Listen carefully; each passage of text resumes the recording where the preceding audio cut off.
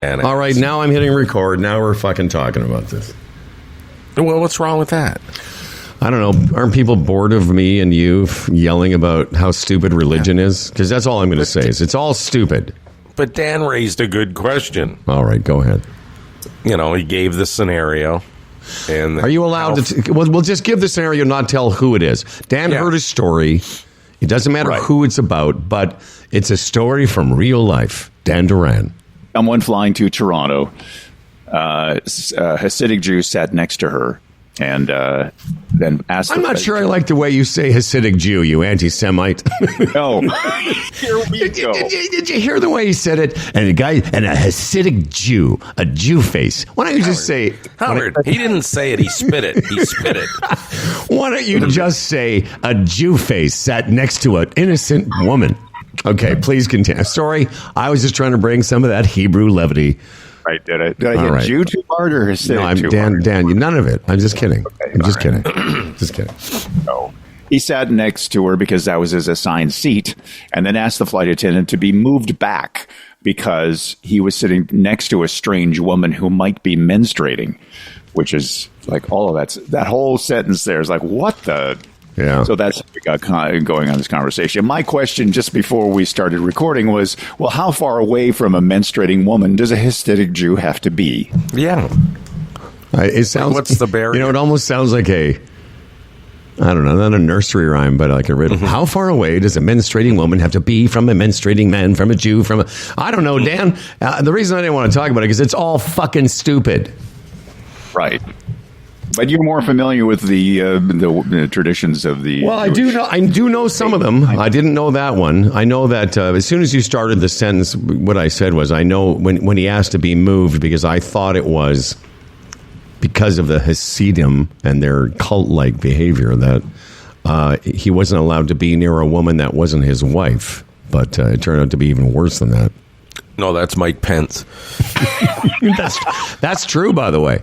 No, I know it's true. The vice president, can't be in a room with a woman alone if it's not his wife. Yeah. How screwed up is that? His wife, who he calls mother. Yeah. Although I called all mother. I know you do. But my question would be, what if there wasn't a seat available? Then what does Sideburn Boy do? Well, that's not necessary. What? I love the Sideburn. Why do you call him Sideburn Boy? Because they have the... Why don't you break out your pro-Palestinian sign? Sideburn Boy. I don't like the way this conversation's going. You anti-Semitic. You feel uncomfortable? You feel uncomfortable? I'm being triggered. My Judar is being triggered. You know, I don't know. Is there any other evidence that all religion is stupid than this? No. I agree. No, it's all goofy. It's all goofy. And if it's not goofy, it's evil.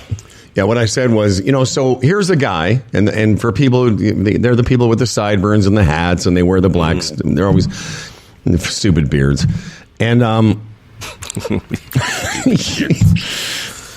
here he is on an aeroplane experiencing the miracle of flight thanks to science, and yet somewhere in his brain thinks it's necessary not to sit next to a young, strange woman who may or may not be menstruating. Yeah. What is the word again? Hasidic? Hasidic. Is there Hasidic? Does that only apply to men, or is there Hasidic women too? No, Hasidic means the sect of the religion, men and women. And what do the women do? Do they have sideburns too? No, actually, the women aren't allowed to wear... Let me start that sentence again. The women can't have their heads uncovered, so they all have to wear wigs.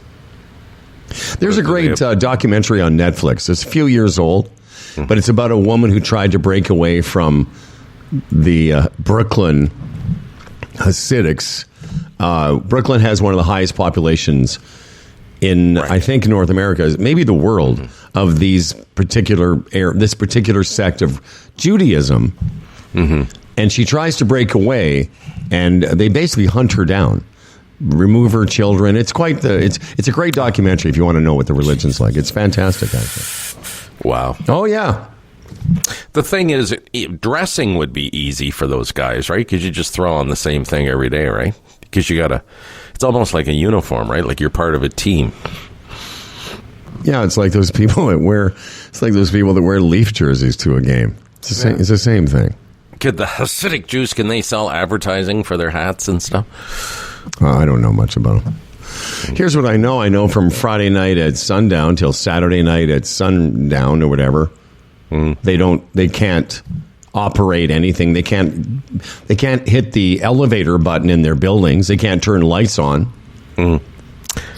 So obviously you can't fly either then. I wouldn't imagine. Yeah, there's all kinds of stuff. There's all kinds of rules that just highlight, again, how ridiculous it all is. Yeah. Are motion sensors okay? Like if you walk into a room? Probably not. But you know what they do? There's stories of they're called Hasidic goys. No, Sabbath goys. So in New York, what they do is if you live in a building with some of these people that can't operate the elevator or can't turn their lights on and off, for those 24 hours, a non-Jewish person will intervene and do it for them. That's why they're called Sabbath goys. So if I were that religious, Dan, if you were staying at my house, I'd say, hey, Dan, can you turn the stove on so that we can have dinner? Dan, can you turn the lights on? Yeah, I see. So they've got workarounds. Oh, of course, it's like all religion. They've got workarounds. Right. Yeah. Okay. Give me that old-time religion. Give me that old-time religion. Hey, Fred's back. Yeah, let's move on. See, this whole thing has been unpleasant for everybody. Oh, I like it. Oh, do you? Well, you know I what? I learned something. No, I like you to don't. learn. It's all I'd dumb. like to learn things. Yeah, here, learn this. Learn what? I don't know. Here's what I wanted to start the show with, because Dan went to some trouble to create this thing, and I think it's fantastic. And I was reminded yesterday, Dan said, hey, what about that thing I did? And I'm like, yeah, it was great. So, Dan, I picked out some different music. Oh, right, okay. To give it a more urgent kind of a vibe. Uh-huh. So, have a listen to this. It's coming. The Humble and Fred Show brings you the official It's Coming. Words announced by a talented trailer voice just to make it sound important. And you know why? Because in a world where announcers announce things, the voice you're hearing right now just makes the whole whatever the fuck it is sound better. It's coming. See? Oh, you want a hint? Okay. It's not something they've never done before. So, it's something they have done. But when it comes, it'll be better. Not much of a surprise, but it will be better. Probably. So keep listening to the Humble and Fred Show to find out what it is and when it's coming. This announcer is available for hire through Element Artist Management. What do you think of that, Dan? Good music choice. That was actually the old intro for our program. Oh, was it really? Wow. Yeah, there's a whole part of Humble and Fred, the podcast years that you kind of missed. And our introduction, Freddie, you remember our intro actually started with not this part, but the next line in this song was how we... Yeah, right here. This is how the show used to begin.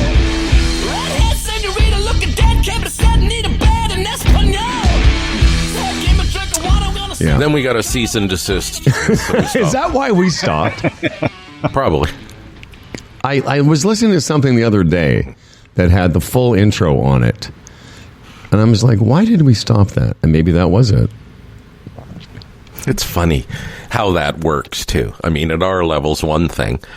And this is all I'm just going to say quickly about, this is just a quick thing about Trump quickly, how often he chooses music to walk on stage and how quickly the artists talk to their lawyers about getting him to stop. And I saw a list the other day, and I can't remember off the top, but it's all like, stuff to make him sound and look good, and the lyrics are about powerful things. Yeah. It's like, people. The difference is, though, when a campaign, whether it's him or somebody else, they're paying for the rights to use that song. Right. That's the difference between us and them. Often he doesn't buy. And if he offers to buy, these artists say, "No, I'm not selling." Oh no, I got that point of it. I get that. Yeah. So, but the White Stripes weren't like sending us a letter saying, "Hey guys, don't use our song unless you're going to pay for it." Mm-hmm. Dan, are you ready to start this program officially? Because yesterday we was like 20 minutes in. Right. All right. Okay. Here it is. Here he is once again, big voice announcer Dan Duran. This episode of Humble and Fred is being broadcast to the world from our state-of-the-art Humble and Fred studio in Toronto, from our Brampton facility with a soon-to-be open pool, and from Peterborough at Lisa's dining room table next to trendy Black Sticks Inn of Oz. I'm Dan Duran, broadcasting live from the Insert Your Name Here Zoom Theater, and brought to you by the Retirement Sherpa, the Chambers Plan, Boron One, Bodog, and Lender's Choice Mortgages. And now, here are two men who look at dewdrops hanging from a branch and marvel at how the world around is reflected in such a small orb of water and how it makes them want to pee. It's Precatheter, Humble, and Fred. Freddie's back in town. Freddie's back in town. First time since January that both of us are in the GTNA. yeah, crazy, eh? Yeah. Where did the time go? April 11th. Look at that. Wow. I'll tell you. Yeah, man. One of the highlights of getting back, the Santo Domingo coffee in Dominican is nice, but it's not my French roast Starbucks, I'll tell you that. When I had my first sip this morning, oh my God, I almost lost it. Almost had an accident. You know what he said to me? He says, "Oh, my coffee's so good." I'm like, "Oh, let me guess, it's the greatest coffee in the world." He goes, "No, it's I want to pour it on my groin." May I say this to you though, Frederick, that I totally agree. And I was drinking 95% decaffeinated or descafeinado in Mexico. The odd time I would have a real coffee. I don't know what it is, Dan, and maybe what you could comment on it. It just wasn't as good as what I drink here, which is the, that stuff I drink, that decaf coffee. Yeah. Did you, by the way, I was going to bring this up. Did you see that scathing report last week on decaf coffee? I did not. I drink the Kicking Horse decaf. What's wrong with decaf coffee? Just saying the process for decaffeinization, if that's the term. Okay. What's used might not be good for you. Now, some are different than others, but it was recommended. And again, it's just another one of these health reports that whatever you drink, you should do a little investigation on what their process is, because there was some frightening ingredient or something they used to take out the caffeine. Are children injured during the process? I don't know. Okay. Just look it up. Look it up. All right. Might be the Swiss water decaf process is the good one, I think. And Oh, yeah? The petroleum Swiss. distillates or something. Yeah, the Swiss, they're on top of everything. Hey, Well, anyways, good to have you back. How do you feel? Everything good? I tell you what, it's good to have you on the same internet system or whatever, because you're back to, I can tell the exchange is now in real time again. Yeah, the whole home sweet home thing. I walked in and, you forget how lovely your home is and how attached you are to it. There was a little woman sitting on the couch, too. It was good to see her, too. Oh, yeah? Yeah. Mm-hmm. Did you get right back to work? Right up to the workbench, Howard. Right up to the workbench. I can just see the scene. Fred walks in the foyer there, looks at Doll, nods to the stairs. I'll be unpacking, if you know what I mean. She said, "Are you going to put your bag away?" And I said, "Bag away. It's coming out. It's coming out." Bag away? I'll give you a bag away. That poor woman. Oh, my God. Woman. It's just too much, really. What she's been exposed to. It's awful. It is awful. She doesn't deserve... Anyway, yeah, it's good to be back. Although I spent an hour at the Carousel, WestJet, Terminal 3, zoomed right through, got right through because I have Nexus. It was unbelievable. I bet you if I had a carry-on from touchdown on the tarmac to home, might have been 35, 40 minutes. Instead, it was close to 2 hours thanks to... it just seemed like a lot of stumbling and bumbling over there. Nobody had any answers, and people were asking. The carousel stopped, and then bags came down from a flight that weren't supposed to be on that carousel, and you can't help but standing there going, "What's wrong with these people?" But well, I think it's a lot of it. I mean, I was lucky. I was really lucky. I've been lucky every time I've come back with or without bags, including the last time. I had the exact same thing. I landed at 3:30. I walked in the door here at the Humble and Fred Studios less than 45, in the 45 or 50 minute range later because just lucked out and the bags happened to be there. I think where it gets bunged up for the people there at the airport is multiple flights coming in internationally. Right. All of it converging on limited numbers of people sorting the bags. Mm-hmm. Because I've had the opposite. I've had the thing that happened to you. It was a couple hours. In fact, I remember calling you from one of my trips saying, "Hey, I can't make the show tomorrow. I don't know when I'm going to get home." Yeah. And I understand that they have periods when a lot of flights come in, but they know that's coming and they know that's happening. So anyway, it just adds to the bad rep that it has, but apparently it's been getting better. The frustrating point is, for me, is when you have that Nexus card, you know what I mean, to save all that time and not go through all those lineups and everything, and then to end up having to stand at the carousel for an hour, sort of defeats the purpose. But it is better than it's better. It's still better than Howie. Yeah. It's still better than lining up for 45 minutes and then standing at the carousel. Dan, I'm really surprised with your reputation for working around and reach arounds. With your reputation for both working and reaching around, that you haven't availed yourself of the magic of the Nexus card. I haven't traveled enough. I would, but I haven't traveled enough of late. I've traveled a lot. But you are a traveling man. Yeah. Haven't needed to. But like without the Nexus card, there's a newer system where you can can go through an automated arrival process, which nobody seems to know how to arrival use. Or departure. Tell me, arrival. Both. Yeah. Really? Yeah. No, even departure, you can do it. It's through the ArriveCan app. Understood. I thought it was just for departures only, but you can. Did you do it on the way home, Daniel? No. Here's what. No. Oh, me? Yes, I did. On the way home, I booked in for the VIP, whatever it is. All you have to do is book online and you get into the airport faster. Mm-hmm. Or for me, it was the same amount of time because the airport wasn't that busy that day that I went. But when I arrived, I used the automated ArriveCam system. And that was just as... blasted by tons of people. It was all, robot and whatever. Mm-hmm. Doug did that yesterday. Yeah, you do the ArriveCam and there's kiosks, right? Yeah. And you just bing, boom, boom, and you're right through. So how does it work? You go online prior to your flight and you say, I'm arriving in this window of time? Mm-hmm.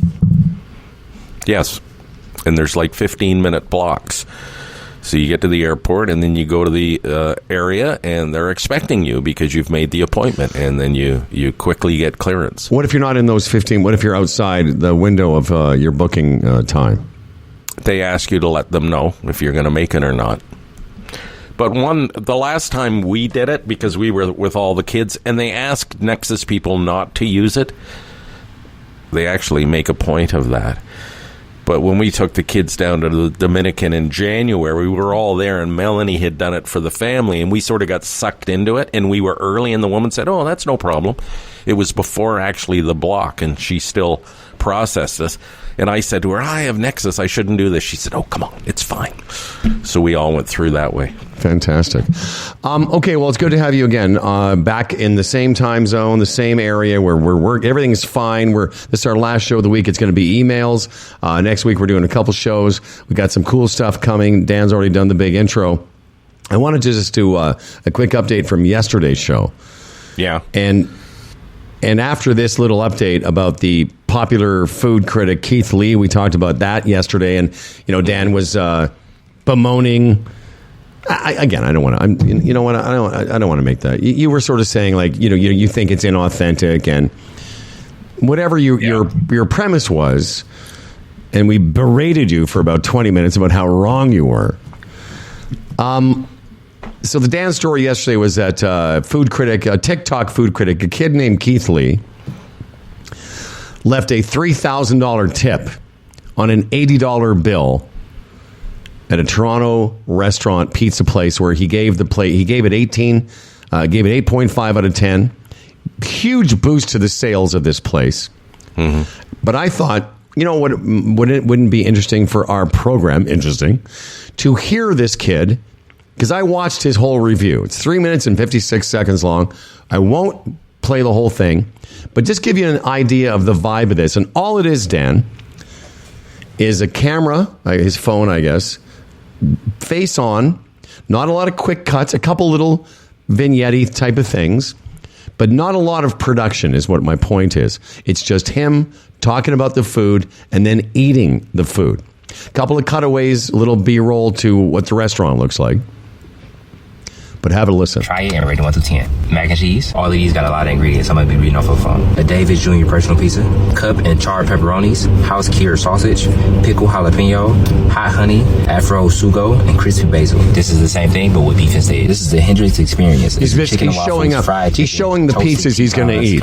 He's basically, by the way, doing this in his car. With tequila. Maple habanero. What's that, Dan? Cilantro. It just sounded like his car. Yeah. Watermelon with tequila. Oh, he's got some little effects in it, and he does some close-ups, and it's kind of quirky. Is that card you? No. And last but not least, this is Shanaz Samosa. It's Shanaz's beef samosa, tamarind and cilantro chili sauce, crispy samosa chips, fresh cilantro and chili flakes. That's a whole mouthful. It's the mac and cheese. Now he's eating the mac and cheese. Now, I was watching it this morning, and the reason I wanted to play it for you guys is I wanted to give the audience a sense of, like, what is it about this that's so compelling? A little more sauce, and this will be because I'm not saying it's bad. I'm just not saying I didn't get what the razzle dazzle. Because considering he has 16 million followers, it's like an 8.5. Let me give you some stats. 16.1 million followers, 716.7 million likes on this video alone. It's got nearly 4,000 comments, and I didn't log into TikTok, so I can't tell you how many likes it's got.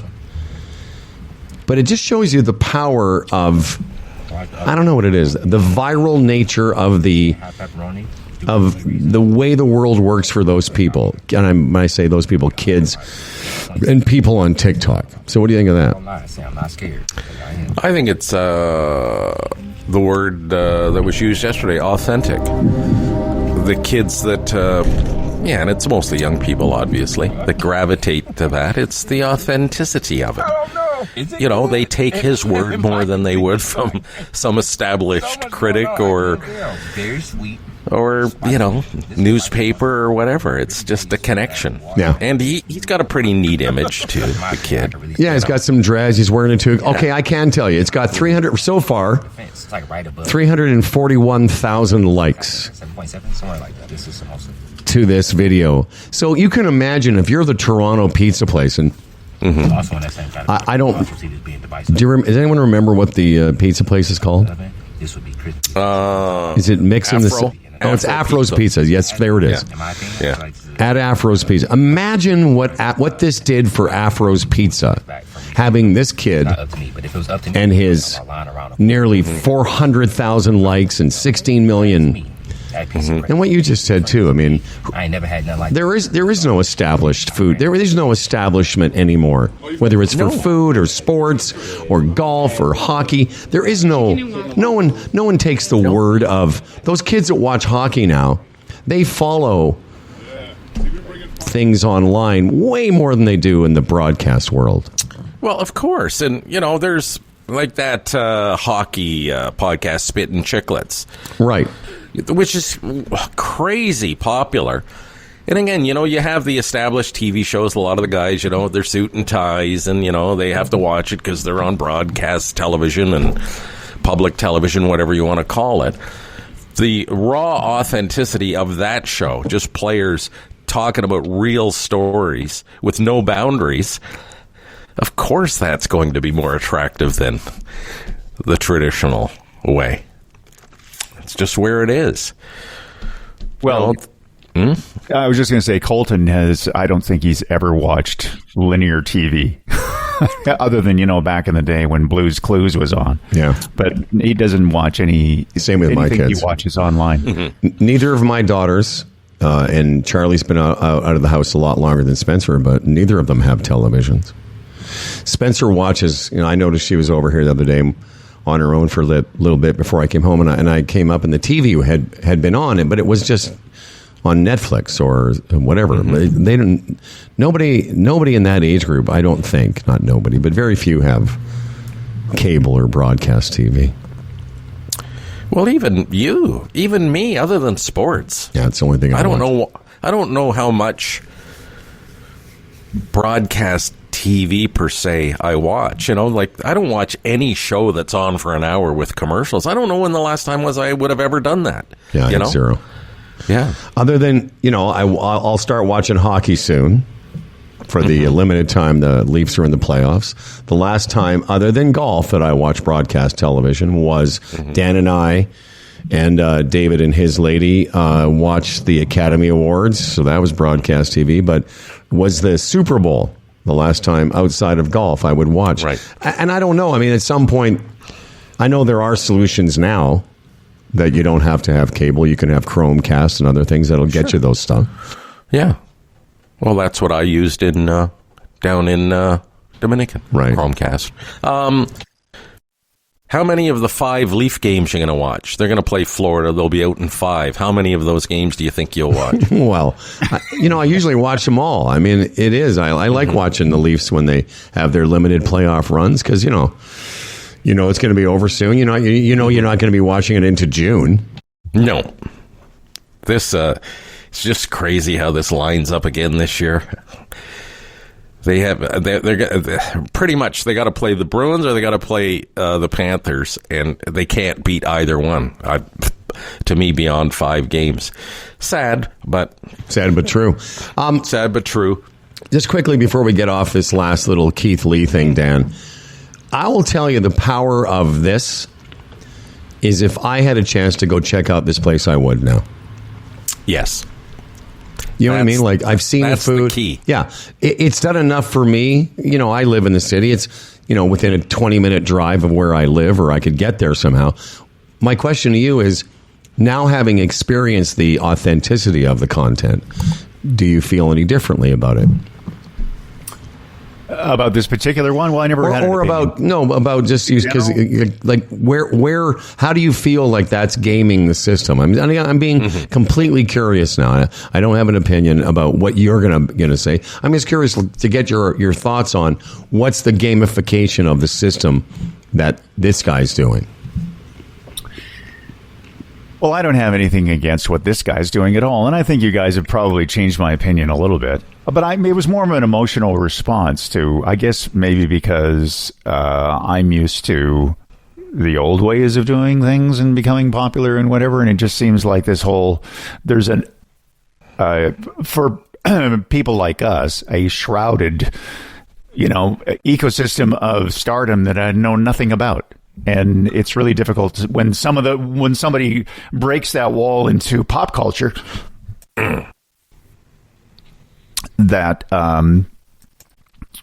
all of a sudden, well, where did that person come from? And how did that all work out? And, I guess I feel that because of the algorithms, it is gamed a little bit. But once you get there, obviously, like you guys were saying, that you have to have the content to maintain that. Well, I think it, and I respect what you say, but I would say you have to have the content from day one.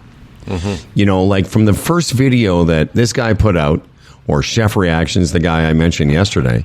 He's a lot less popular in terms of sheer numbers.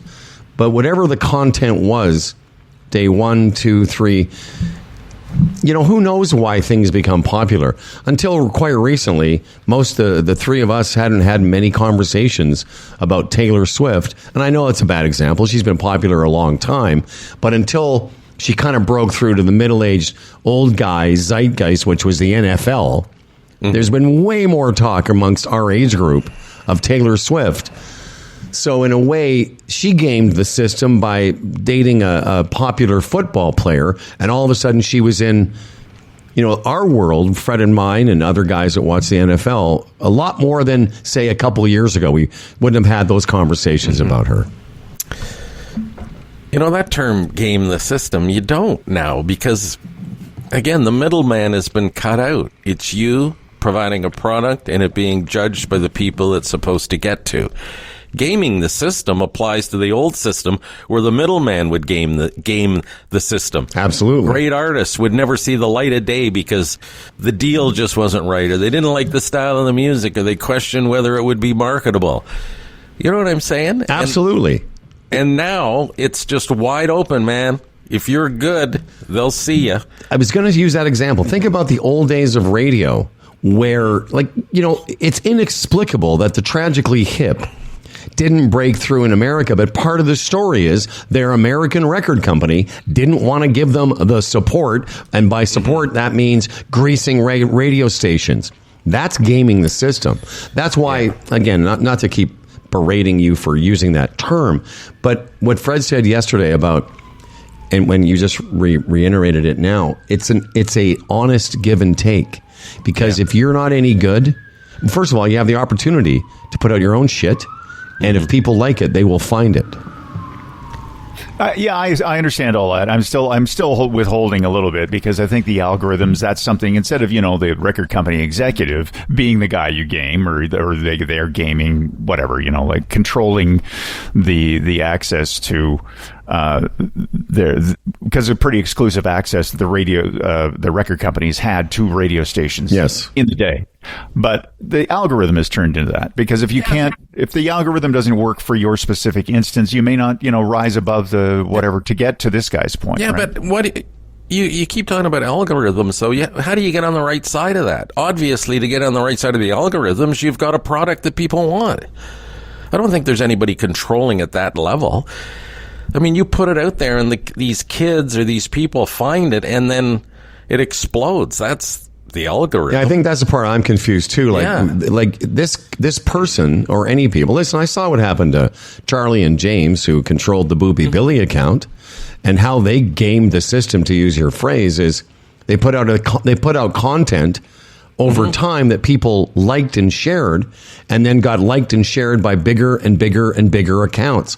So maybe that's the part that you find, I don't know, like when Charlie started, I remember this on my 60th birthday, she leaned over at dinner and said, "Hey, Daddy, Billy, the Boopy Billy's got 1,000 followers." And I'm like, "That's amazing." 6 months later, she had 100,000 followers. But initially, the first 1,000 people that liked her little account thought it was funny, the pictures were cute, the content was resonating with them. But how they went from 1,000 to 100,000 was because of what I said. It got shared by bigger and bigger accounts. Well, maybe Dan understands something that we don't. So on what level? And I'm completely sincere. I'm not jerking you around or anything. Like, how do you what was the word again? The algorithms. How do you game them, or how do you manipulate the algorithm? How do you manipulate them? On what level is that done? So Howard's example of Charlie, or this guy with the restaurant reviews. Like, how do they? Like, at what level is that manipulated? That's what I don't understand. Well, it's not. I don't think it is pure as you think it is. I mean, it would be somebody trying to. What Howard was just mentioning about, getting it in front of somebody and then somebody else likes it with. So those are influencers. So if you're pushing something into somebody who already has influence, and then somebody who likes that influence, the algorithm will probably recognize, certain things about you and then push you towards that person based on what some of your other interests are. So maybe, I'm not an expert in this field, and I'm sure that people are. Algorithms are highly protected, very, very private about what it is that they're actually doing. But people sort of figure it out that are in the space that are like doing that. And I'm sure that there's many people who rise to the top who didn't do anything other than just. No, but I'm starting to understand what you're saying. Well, I know what it is at your core. Is you think it's unfair that not everyone has a chance to rise to, yeah, I know what it is. You're a communist. CBC would, that's where you learn the word algorithm, because CBC would say, no, everyone should have the same number of followers. Think about it, though. If something is good, then other people will want to promote it. And of course, yes, I understand that if I have an interest in chihuahuas, in Charlie's case, then maybe this Chihuahua account would get pushed toward me. That is for sure the algorithm gaming your interests. I get it. And if you're interested you can also buy that influence as well. Right? Yes, you can. You can't buy 16 million followers. No, you have to work up to that for sure. You can't. But the fact is, I don't know what your problem with it is. That's the part. What I suspect it is, it doesn't fit into everybody should have the same number of followers. That's what it is, Fred.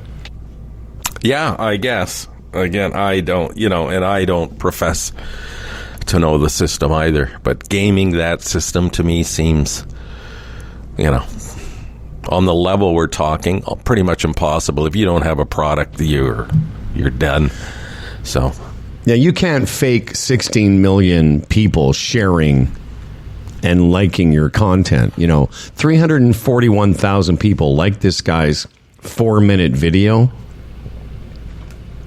I mean, that. Yeah. And I think what you said, too, is interesting about us being old guys and old media guys.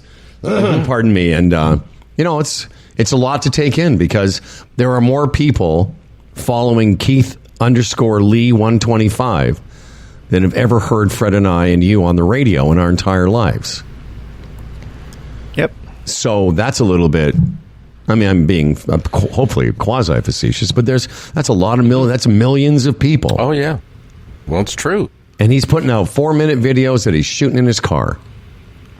So there's a little bit of that, I think, and I becoming rich off it, right? And I totally get it. Like, believe me, it was weird.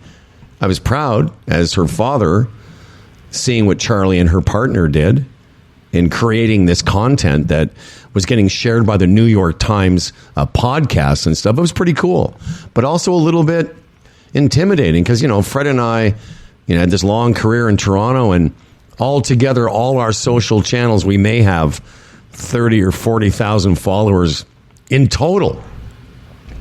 And here she was with nearly 300,000 people. And I used to say to her, how about a little shout out for Humble and Fred? She'd be like, sorry, it's not on brand. I'm like, damn it.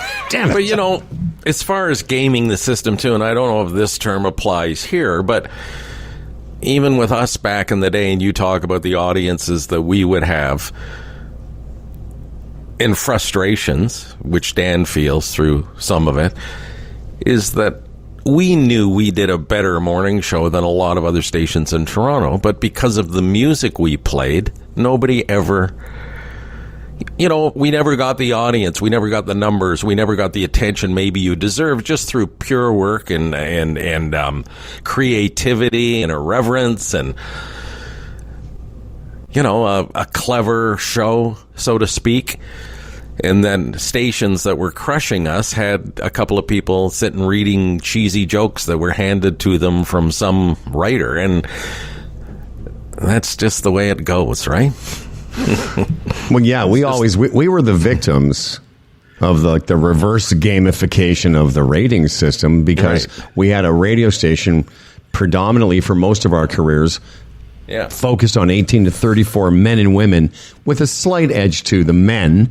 And that was as you know, Dan, from being around the business, the single biggest underreported demographic in the business. And that, and so, our little success, was we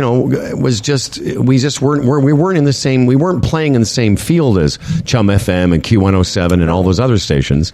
Because their music was way more accessible. At the time, ironically enough, yeah. No, of course it was at the time, so... people thought that was a clever morning show, and to them, great, that's super. But it's again, gaming the system. At some point, I guess, Chorus or whoever, Selkirk, whoever owns CFNY, and they thought about it.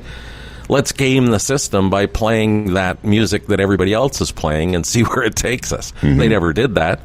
But now, and again, with the system we have now, there's all sorts of great shows that are getting attention that sort of don't have to, again, break through that middleman.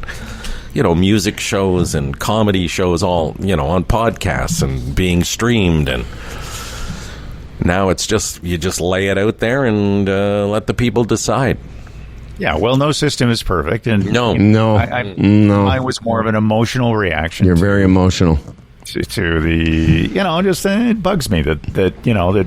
But I don't know what part of it. I still haven't figured out in 24 hours of talking about it what bugs you about it. And I'm really serious. I've known you for a long time. I have a suspicion what bugs you about it is that you couldn't audition for it. Or I know it bugs. It's not him. Yeah. If you'd have come up with something, and we've encouraged you for years now to come up with something and deliver your own product, which you could. Yes, I just have to find that product before I can.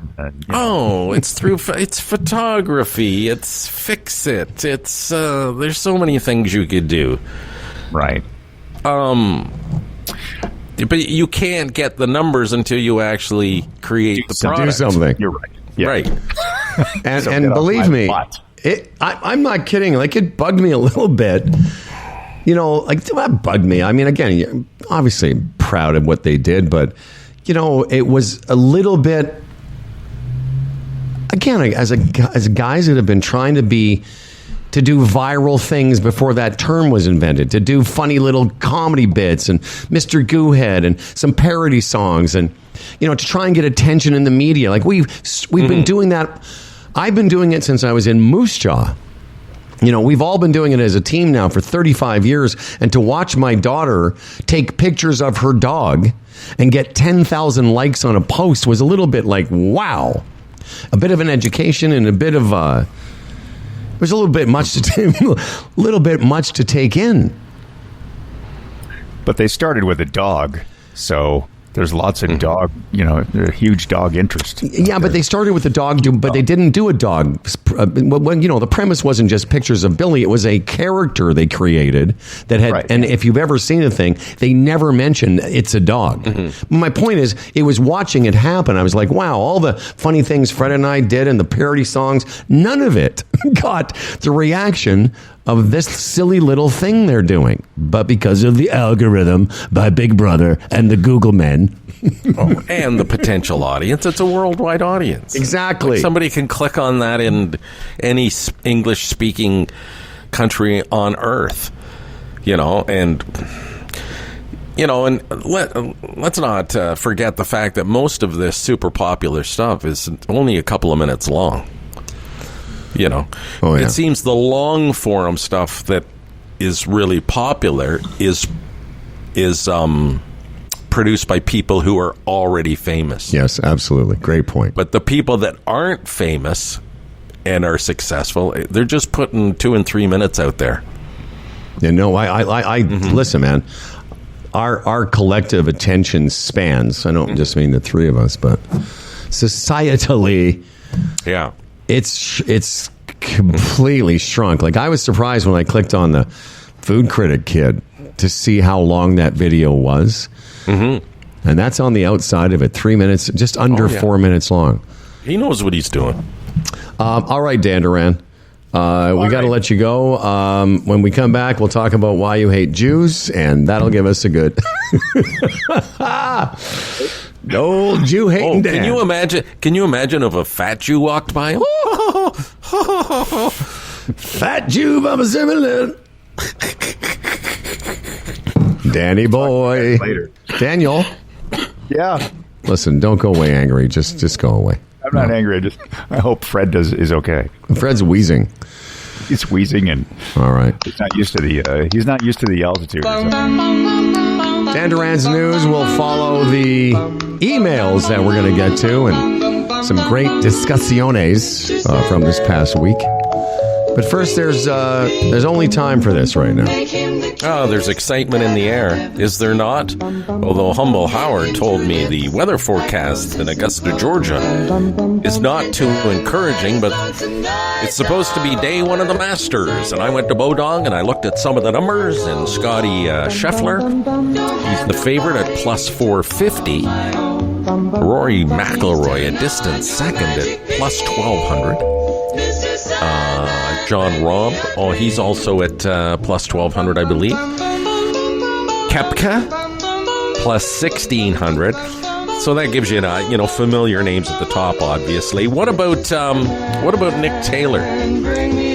What do you think he sits at, Howard? Nick Taylor, you mean the Canadian Open champion? Mm-hmm. I'd say his odds are pretty good. There's 4 Canadians that have a decent chance in there. What is Nick's odds? Plus 15,000. So he's a long shot, obviously, but on the board there. And I don't know, not a bad bet for $100. Huh? Yeah, I'd say. Well, there's 4 there. Nick Taylor, Adam Hadwin, Corey Connors, and Mackenzie Hughes. You know, Corey Connors is from Listowel, Ontario. Yeah. I don't know if you knew that. Adam Hadwin lists his birth home as Moose Jaw, Saskatchewan. No, it's fantastic.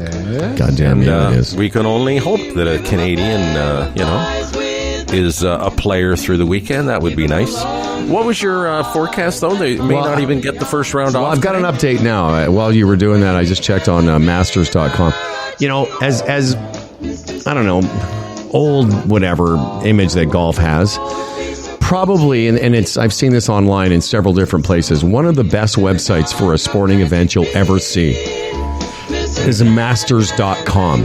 You just go check it out. It really is like one of those things where you're like, what? This is the Masters? Live this, updates that. As of about an hour ago, the weather has delayed the beginning, but they will get the first round started at 10:30 this morning. Apparently there'll be golf played, even though they took a lot of rain. And I don't have, I could give you the updated tee times, but everyone's going to apparently get on the golf course today, which will be great. Right. And I didn't even look at Tiger's numbers. No, Tiger has no. I mean, I think it would be a good, I'm not sure if this is the right term, a prop bet. I'm not even sure what that means. Mm-hmm. But it would be one of those little side bets. Mm-hmm. A good one would be, is Tiger going to make the cut? Yes. I don't think he will. Is Tiger going to finish both rounds? Good bet there. Probably. But I don't think, I think Tiger's done. I think Tiger's going to do this. I think he's going to kind of play the odd event over the next couple of years. And I'm going to say something I never thought I would have said about Tiger Woods. When he turns 50, because he loves competition, he's going to go out there on the Champions Tour. What's different about that? 3-round events, and they all get to take golf carts because he can't walk anymore. Right. His leg is just so fucked up. Well, he'll bring attention to that tour. Watch how many of those tournaments end up. Oh, yeah, that's a good point. With attention that they haven't gotten before. But yeah, I've been just seeing it now. The last couple of years, I could hear him. He talked about this week about how much he misses the competition. Mm-hmm. Anyway. Yes, anyway, whether you're a sports bettor or a horse racing fan, a poker or casino player, Bodog, your number one source of online gambling entertainment. From their industry-leading odds, world-class sportsbook to their fully loaded casino and racebook, they've been providing Canadian players with an unparalleled gaming experience since 1994. That's Bodog. As expected, the Bank of Canada held the policy rate steady at 5% for the 6th consecutive meeting, noting that inflation is still too high and risks remain in the form of a resilient growth forecast, blah, blah, blah, banker, whatever. There is expected still possibly a rate cut in June. And why is this important? Because this is the year, as we've been saying for the last few months, 24, 25 millions of Canadians' mortgages are going to be up and to need to be renegotiated. And that's why we recommend Mike Kazarian of Lenders Choice Mortgages, license 135A2, a member of the Mortgage Alliance. It's a great time now to at least have a conversation with Mike. If you want to support us, this is a great way to do it. You get a hold of Mike Kazarian, Mike at lenderschoice.ca. At least have a conversation. Show Mike that advertising on the Humble and Fred show is not only important, but it makes sense because there are the kind of people that a mortgage broker would be able to help. And here's the bottom line. If you're one of those millions of Canadians that are having their mortgage come due, this is a great time to figure it out because it's all in flux. Bank of Canada rate going up and down, hopefully going down. But get Mike in your corner now. He's got years of banking experience, years of mortgage experience. Put that experience to use for you and get a solution, as I say, for all your mortgage financing needs. Go to lenderschoice.ca or Mike at lenderschoice.ca.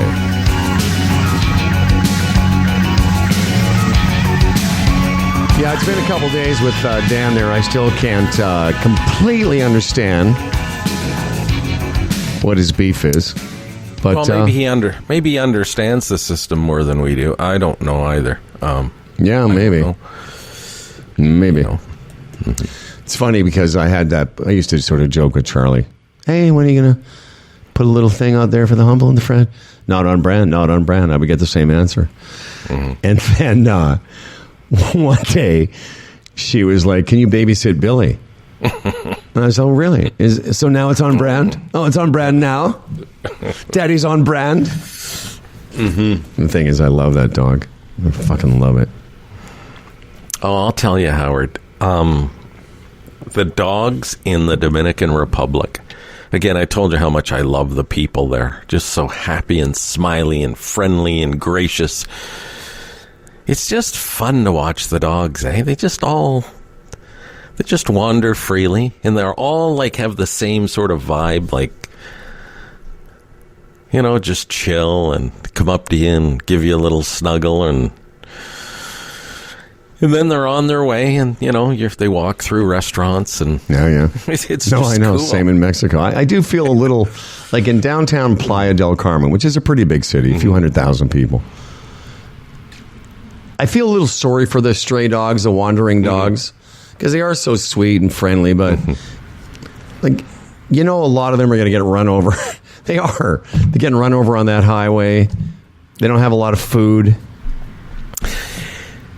Well, that's what I said about the Dominican people and, you know, that weird situation on that landmass where in Haiti there's people, you know, it's just the country's upside down. There's people starving. They don't have medicine. They're unhealthy. It's just a horrible situation. And then just mere hundreds of miles away, if that, you have these Dominican people. Nobody appears to be hungry. Everybody seems to be happy. Yeah. Everybody seems to be healthy. It's same with the dogs. Even though watching them, they don't look hungry. I'll tell you that. Because I think it's part of that culture, whether it's your dog or not. You just put a little something out for it to eat, you know? You know what I miss about Mexico? And this just gets interesting. We're talking about it now. Mm-hmm. This happened yesterday. I can't remember where I was walking. But I miss people making eye contact with you and saying hello. Yeah, yeah. You know, for 4 months this winter, you know, if somebody's got their head down and they're not paying attention, it's one thing. But every Mexican that I made eye contact with, at the very least said, buen dia, hola. They smiled. But I was somewhere here, it'll come to me, where I passed somebody and I wanted to see if they would make eye contact with me. But it's just so our way in North America to keep your eyes averted. And you want to talk about culture shock, a great display of culture shock. And I know it, you know, people are in a different mindset, but not necessarily coming home. Just the vibe, and it's a small airport. I get it. I get all that. The vibe of the airport at Puerto Plata, and then soon as you land at Pearson and walk out into that sea of tension and frenzy and chaos, it's like, oh, yeah, I'm home. No, exactly. All right, yeah, I'm home. But that's the way it is. Well, let's get, we're back, and a lot of people listening to the show this week seem to enjoy this and that and the other thing. So, Freddie, you've got your stuff in front of you there? Mm-hmm. All right, let's get started. Hi, guys. Emails today brought to you by Boron One. Find out what's happening at Boron One by going to boron1.com. Subject matter, hi, guys. I'm with Fred on this one from Richard Bullis. Sorry, did I go a little early there? I apologize. Yes, I said from Richard Bullis. Hi, guys. No, but you said the subject was hi, guys. I thought that was a premature hi, guys. Sorry, here we go. Oh, no, the subject was hi, guys. That's a premature hi, guys. Hi, guys. All right. He says, I'm with Fred. Jimmy Webb's Wichita Lineman, made famous by Glenn Campbell, maybe one of the most beautiful love songs ever written. I agree. Puts me in a space. I love that song so much. His use of language and imagery is second to none. Just take a moment to think about the line, and I need you more than I want you. And I love that sign too. And I need you more than want you. And I want you for all time. It is. It's a wonderful song. Anyway, there are a few newish country tunes like Whiskey Lullaby that come close, but a lot of the beer shots, pickup truck, etc. themes in today's new country are missing the mark on the great storytelling that used to be heard in much of old country music. I agree with that as well. The storytelling's completely different. Love you guys, and thanks always for the joy and laughter you bring to all of us out there. Rich. Now, I just want to say, I'm sorry, I thought we were done. No. He says, vowel movement. It's in the text. Seriously, I'm pooping like a pro. Blood pressure monitored regularly, and it's okay. For the record, when I was a young announcer in the 1970s, I played this song, and for the record, have always liked it. I was just doing a bit. I was just pretending. Listen, I've been, again, a long time lover of Glenn Campbell. The thing about country versus the country of old versus the country of now, that part I don't totally agree with. I think there's lots of great music being made, and it's like the internet. We're just not as familiar with it. I never thought of this as a real country song because I played it on Top 40 radio. It was a crossover. Yeah, it was a crossover hit. But again, don't get me wrong. Yeah, there's good country music now. I don't like that particular genre or spin, the Good Time Charlie stuff. There is a certain voice those guys put on. Mm-hmm. Yeah, they all have the same voice. And I can't do it, but I can certainly recognize it when I hear it. Mm-hmm. But thank you, Richard. Always a pleasure hearing from you. Let me go to my first one here. Here we go. Hi, guys. Hi, guys. Hi, guys. Hi, guys. This is actually a series of messages from Dave Powery. I'm sure he would say, hi, guys. Hi, guys. He says, hang on a second. He says, Howard, just a quick comment. I was listening to your Thursday email show last week and the self-driving cars. I can't believe it took so long for you guys to get to having sex while driving. He said, what about roadhead or a hand job? You wouldn't have to worry about speeding up when you're ready to finish, if the car's driving itself. Yes. And, all great. Not much more to say about that. And I did discover this week that the car will park itself. Mm-hmm. And I can tell you right now, I've had it for 11 days. And it's very expensive as an add-on. Mm-hmm. And I would never buy it, but I could see because it's very, very expensive. Mm-hmm. But more and more, I could see why somebody with big dough might want to have it. And I can tell you what it was. It was coming back from the Jays game the other day, and I misspoke when I said I didn't have to go on the Gardner because what I did is I went through the city. No, I'm sorry. This was coming back from driving Spencer. That I got on the Gardner or the Lakeshore to the Gardner for about 10 or 15 minutes, and it was just that kind of traffic where the cars stopped, waiting for the lights to turn. Right. and I had it in self-driving mode and didn't have to do that thing where I needed to go and stop, and because the car did it itself, and I went, I thought to myself, this isn't too bad. Yeah. Like, I get it. It's Well, how expensive would it be? another $16,000. Wow. It's too much money. And for what it is, I'm sure the actual technology doesn't cost nearly that much. Well, whatever it is, that In moment, mass production. Yeah. but that was the moment I was kind of like, oh, I get this. Anyways, thanks, Dave. Great to hear from you as always. Hi, guys. Hi, guys. This is from David Kilner. Brad Hopper guest is the subject matter. He says, hi, guys. Hi, guys. Great show with Brad Hopper, the first responder that brought back memories of playing hockey in the Bob Cajun rink a few years back when one of our players went down on the bench and turning blue, and I rushed from the ice to the lobby and picked up the AED defibrillator and was lucky enough to bring the player back to life, who happened to be a retired fire captain from Pickering. I received a special pin from the mayor of Lindsay and also from Jim the player that went down. And it's a gold-colored lightning bolt, as in the picture that I have sent of it. And he sends the picture. I wear it proudly on my jacket. And so you should, David. Those AEDs, he says, are amazing machines. All the best from Dave. Yeah, very good. He's a good lad. He is a good lad. He's always been my hero, Dave Kilner. We have yeah? a history. Yeah, we have a history. Remind me again. He used to manage the Tin Palace Park. Oh, that's right. That's right. Yep. And he was a great manager. It was. The times I've heard you remark, "Oh, this park is running like the way this park is run."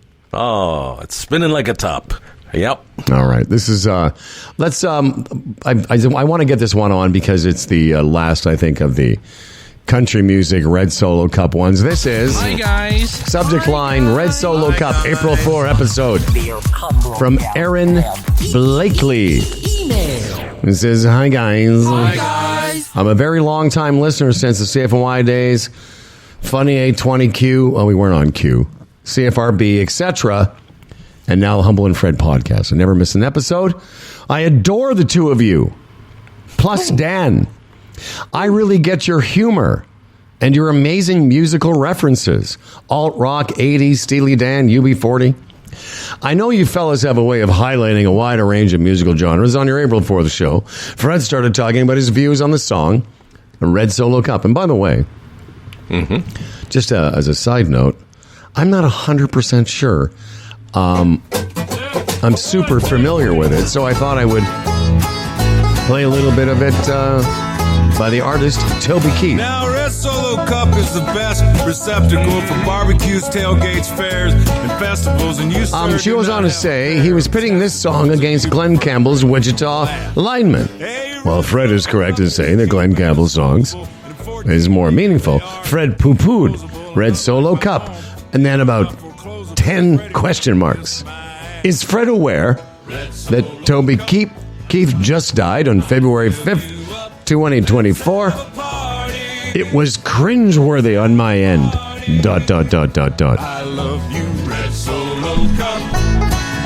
Is it time for me to respond to that? Bowel Movements Daily, heart rate 71. This is from Aaron. And I'll just respond before you do. This is I think this might be my first time hearing this song. I really hate how you're easy. And this isn't the type of country song I'm talking about. And this is, to compare this to Wichita Lineman, I'll just say it's laughable. Ladies get smitten, admiring how sharply my Anyway, the too soon rule is off for somebody like Toby Keith. I mean, seriously, he died, in February?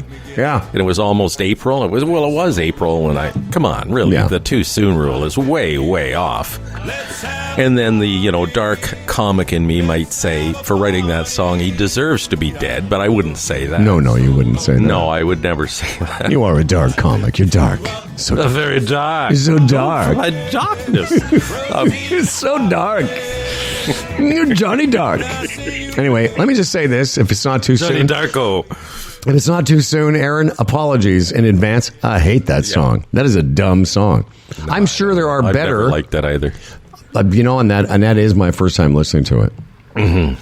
That wasn't the kind of country I was defending. Anyway, thanks, Aaron. We certainly appreciate all the other things you said in your email, and we apologize. If you've listened to our program that long, you know that isn't the first time there's been cringeworthy content on the program, and it won't be the last. Hi, guys. Hi, guys. Subject Matter Dan's podcast from Justin Deverenz. Hi, guys. Hi, guys. This is not meant to be a dig at Dan, just a joke. At the end of last Thursday's show, you guys talked about Fred having a standalone podcast. One More Thing. Then, it was going to be called One More Thing because I guess I often say that or something. I don't know. No, Dan got it all made. You said one more thing because we had another sponsor thing to do. Right, yes, right. And then, Dan was like, what? Then Dan flubbed the ending in his usual, are you having a stroke way? That's right. I think he should have a podcast called The Stroke Zone. Dan should have a podcast called The Stroke Zone. Yes. So many dick jokes there. Right. Stroke can be used in so many applications. All you have to do is, all of you guys make my days enjoyable because you fill them with laughs. That's from Justin. Hyundai P since 2013. Resting heart rate 60. Very good. BM's regular. Metamuciled. Nice. And squatty potty. Yeah, wow. Absolutely beautiful. Right on, Justin. Thanks, buddy. Now, did Justin used to work at the park, or he's a stranger? No, he may have, but... Justin's last name, I believe, is I'm sure we fucked this up before, Justin. Deverenez. Well, whatever it is, he's a very nice person. Deverenz. I don't know. Deverenz. I don't know what you say. Oh, well. Here we go to this is another one. So that was the end, I think, of. Hi, guys. Hi, guys. Hi, guys. This is in reference to. It says subject line Thursday show, last Thursday show. Hi, guys. Bill Chaput says this place could really, because this was when we were talking about. I was talking about those stupid signs in cottages, right? And I said the Humble and French signs should be judge hate, go fuck yourself, and that type of thing. He said, literally, it was a laugh out loud show. Classic, according to Bill. And he shares with us an Instagram account. Make sure I got the right one. He says this place could really use some judge hate, fuck off signs. And what it is, it's a guy going to a cottage, taking us on a tour of all the signs. That say live, laugh, love. Live mirrors here. We got live, love, laugh. We go in the bathroom here. We got live, laugh, love. We come out here to the rug. We got live, laugh, love. We go over here. We got live, laugh, love. We come over here. We got life, live, love, laugh. Live, laugh, love. Live, laugh, love. Laugh. Love, live, laugh, love, live. We got live, laugh, love. We got laugh, love, live. And it goes on and on. And this will really rub Dan the wrong way because that video has 13,000 likes. How dare he? How dare he? You know what he did? He played the system. Gamed it. Right. Gamed the system. Yeah. Anyway, thank you very much, Bill Chaput, and we appreciate your input whenever you have time to share it with us. Hi, guys. Hi, guys. Subject matter, self-driving cars / road trip from Brian Borison. He says, hi, guys. Hi, guys. First things first, resting heart rate 67.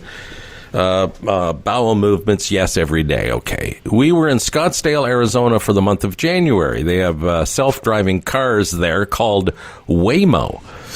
We would see them every day. They only go on residential streets, no highways. As far as road trips go, we drive to Florida a couple of times a year. We drove to Arizona from Guelph. It was a nice drive, pretty scenic. Parts of I-40 ran parallel to Route 66. It was an easy drive. I had Sirius. I listened to your podcasts. And having a comfortable driving vehicle helps. I drove back on my own. After driving to Arizona, driving to Florida will be easy. I did stop at the National Museum of the U.S. Air Force. That place is a must-see for aviation buffs. There's that word, buffs. Buffs. They have the Memphis Belle. Momoas. Yeah.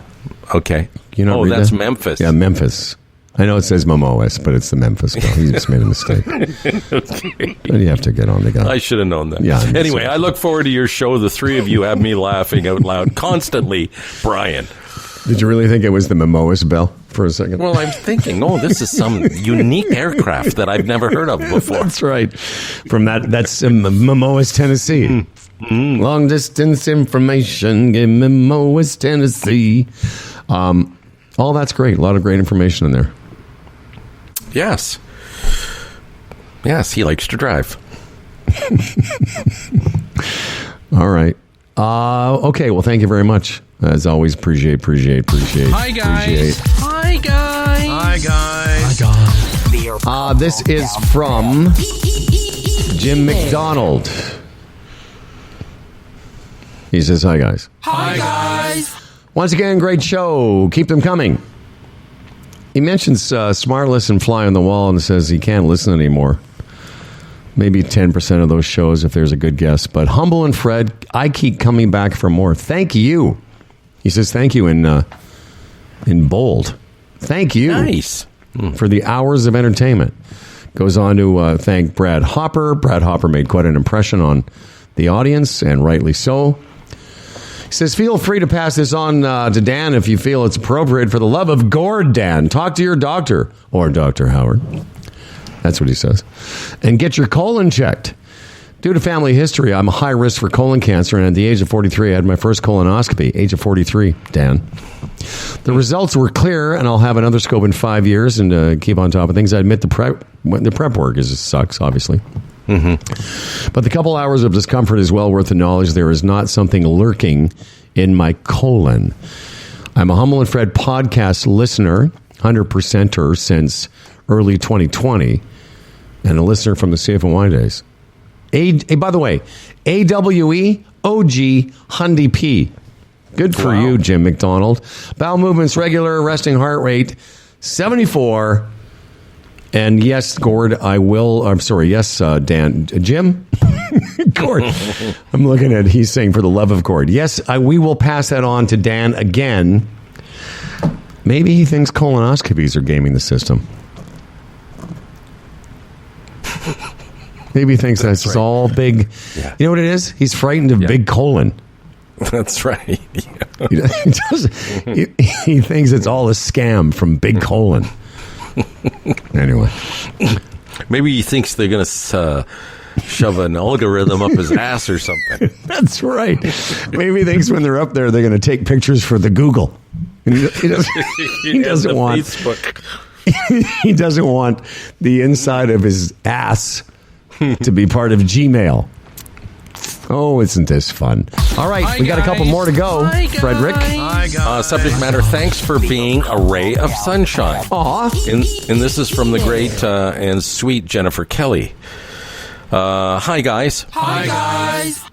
I called this one being a ray of sunshine because you're so genuinely authentic in sharing all the things that are annoying. And I find that to be enlightening. So thank you, because I'm right there with you, Howard and Fred. Everybody is annoying. My great aunt said, I've come to realize that everybody in this world is weird, except for you and I. And sometimes I wonder about you. Yeah, love that. And that is how I live and how I get through another day and deal with the crazy insanity of this world. Sincerely, Jen Kelly, heart rate always too high. Well, without further ado and delay, here's Jen Kelly's latest soundbite. Hi, guys. How are you? Welcome home It was absolutely, totally enjoyable listening to you guys on your vacations. Well, extended retirement lifestyle, I guess is more what it is. And this week has been absolutely hilarious. I love the new cottage signs, and I think they should be signed by Dr. Howman. Also, Larry Fedoruk is incredible. Ever since I heard him on the pod with you guys, I listen to him every week, and every single one of his episodes are fantastic. So thank you so much for introducing me to him. And yeah, just wanted to say have a great weekend. Enjoy the links, Howard. I know my son's already been out twice, so it's a beauty out there. Take care. She's a beauty. Mm-hmm. You know, and it's not just us. I came across this clip of this guy's worth $1 billion. The clip I'm about to play is by a comedian worth $1 billion. Who do you think that is? Jerry Seinfeld. So maybe it's because of the way you and I are that we resonate so much with Seinfeld, but we're not alone. Here's Seinfeld talking about how he hates everything. Hold on. Let me get this again. Here we go. That's all I'm used to. I am a very happy person hating everything throughout my entire life. Because when I do something I don't like, it doesn't bother me. So there you have it. He says his whole thing was how he going on the vacation with his family, and the interviewer said, "Did you like that?" He goes, "No, I hate it." He said, "But I'm okay with it because that's how I've operated my entire life. I hate everything." And it gives him material. And again, exactly. Okay, so you should, from my calculations. Oh, by the way, Jennifer Kelly also did something, and I put it up on our Facebook page already. I did it this morning, first thing.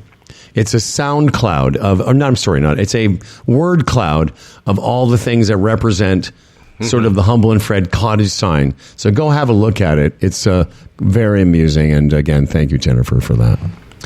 All right, Freddie, you got another one? Yes. Hi, guys. Hi, guys. Hi, guys. Subject matter special gift from Kevin Kuipers. Email. Hi, guys. Hi, guys. In light of last week's cottage sign subject, I have a gift coming your way. Feel free to display it in your kitchen, or perhaps, Fred, you could take it to the Tin Palace. Anyway, I hope you like it. And that's Kevin from Bowmanville. What are we talking about here? I have no idea. Oh, it's coming. It's a special gift. Mm-hmm. I wish he would have said what it is, though, because he didn't say... See, what's weird is that he didn't say it's a surprise. He just says it's a special gift, and he didn't tell us what it is. Although, you know, sometimes when people say, I've got a surprise for you, what do we always do? Well, what is it? Mm-hmm. Well, I'm not going to tell you because it's a surprise. I get the impression it's some kind of sign. Yeah. Right? Yeah. And maybe it's that live, love, go fuck yourself. Maybe he's made one of those. I love that. Yeah. That's like the slogan, Humble and Fred, slogan of 2024, the summer of 24. Live, laugh, fuck away. Judge, hate, suck it. Mm-hmm. I have one more. I'm not sure where you're at in your email journey, but I'll get to this one. Subject line, question for Humble Howard from DJ Dream Doctor. He says, hi, guys. Hi, guys. Humble, comma, can you talk on your podcast about the Stop Smoking book you narrated and your journey of becoming a non-smoker? Cheers. DJ Dream Doctor. I've talked about it many, many times, filled many, many hours on this program and others. The book I narrated and the system that I used is called Alan Carr's Easy Way to Stop Smoking. And it worked for me both of the times that I stopped smoking. First in 2003, I stopped smoking for almost 12 years.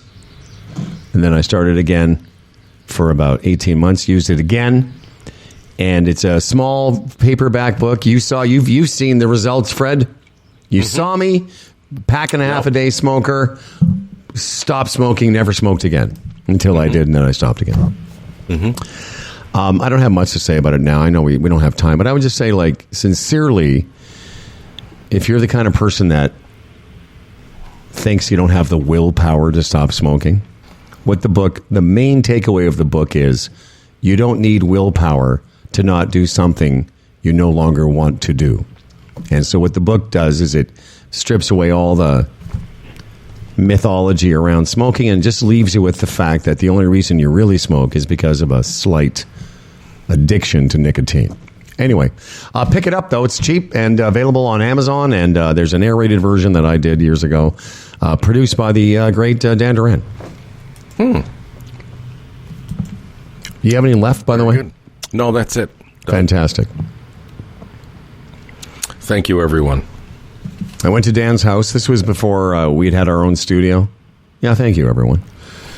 Before we had our own studio, Dan had a sort of a mini studio set up in his home, which we actually used a few times to our very first podcast back in 2005 or 6 was over at Dan's place. Yeah. And was that a good experience? I think it was a good experience. What, working with him or doing the podcast there?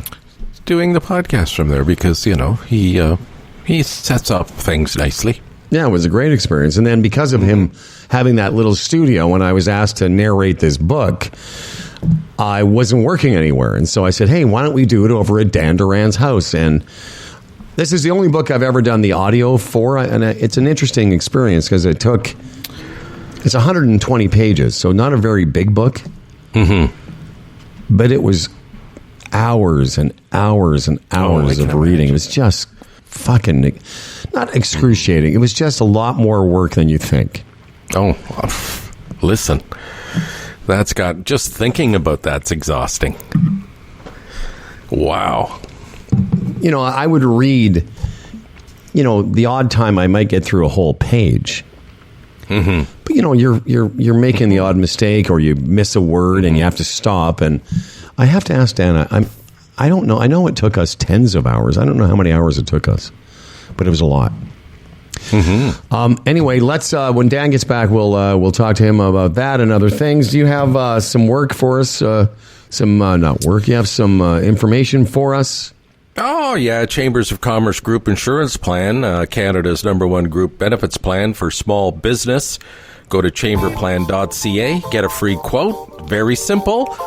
Yeah, you can get a free quote. It doesn't take long at all, and you get a quick idea of whether you can or want to be part of this. The premium's very reasonable, very doable for small business, depending on the employees, how many you have. There's dental, there's prescriptions, there's therapies available, there's a HR component. You need something like that. Mental health. Oh, yeah, all over mental health since COVID. They've done a great job. They hold the line on premiums. This is a non-profit, so they can do that. They've done a wonderful job with that. So, you know, once you're into this thing, you know that each year it's not going to be a huge bump like a lot of the, you know, the big companies that aren't non-profit. It's the Chambers of Commerce Group Insurance Plan, Canada's #1 group benefits plan for small business. Give it a look. Give it a look. No.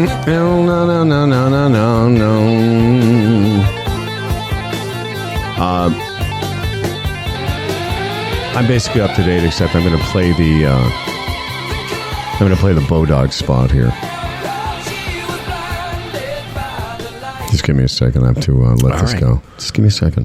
How are you feeling? You feeling a little tired today? Yeah, a little bit. Yeah.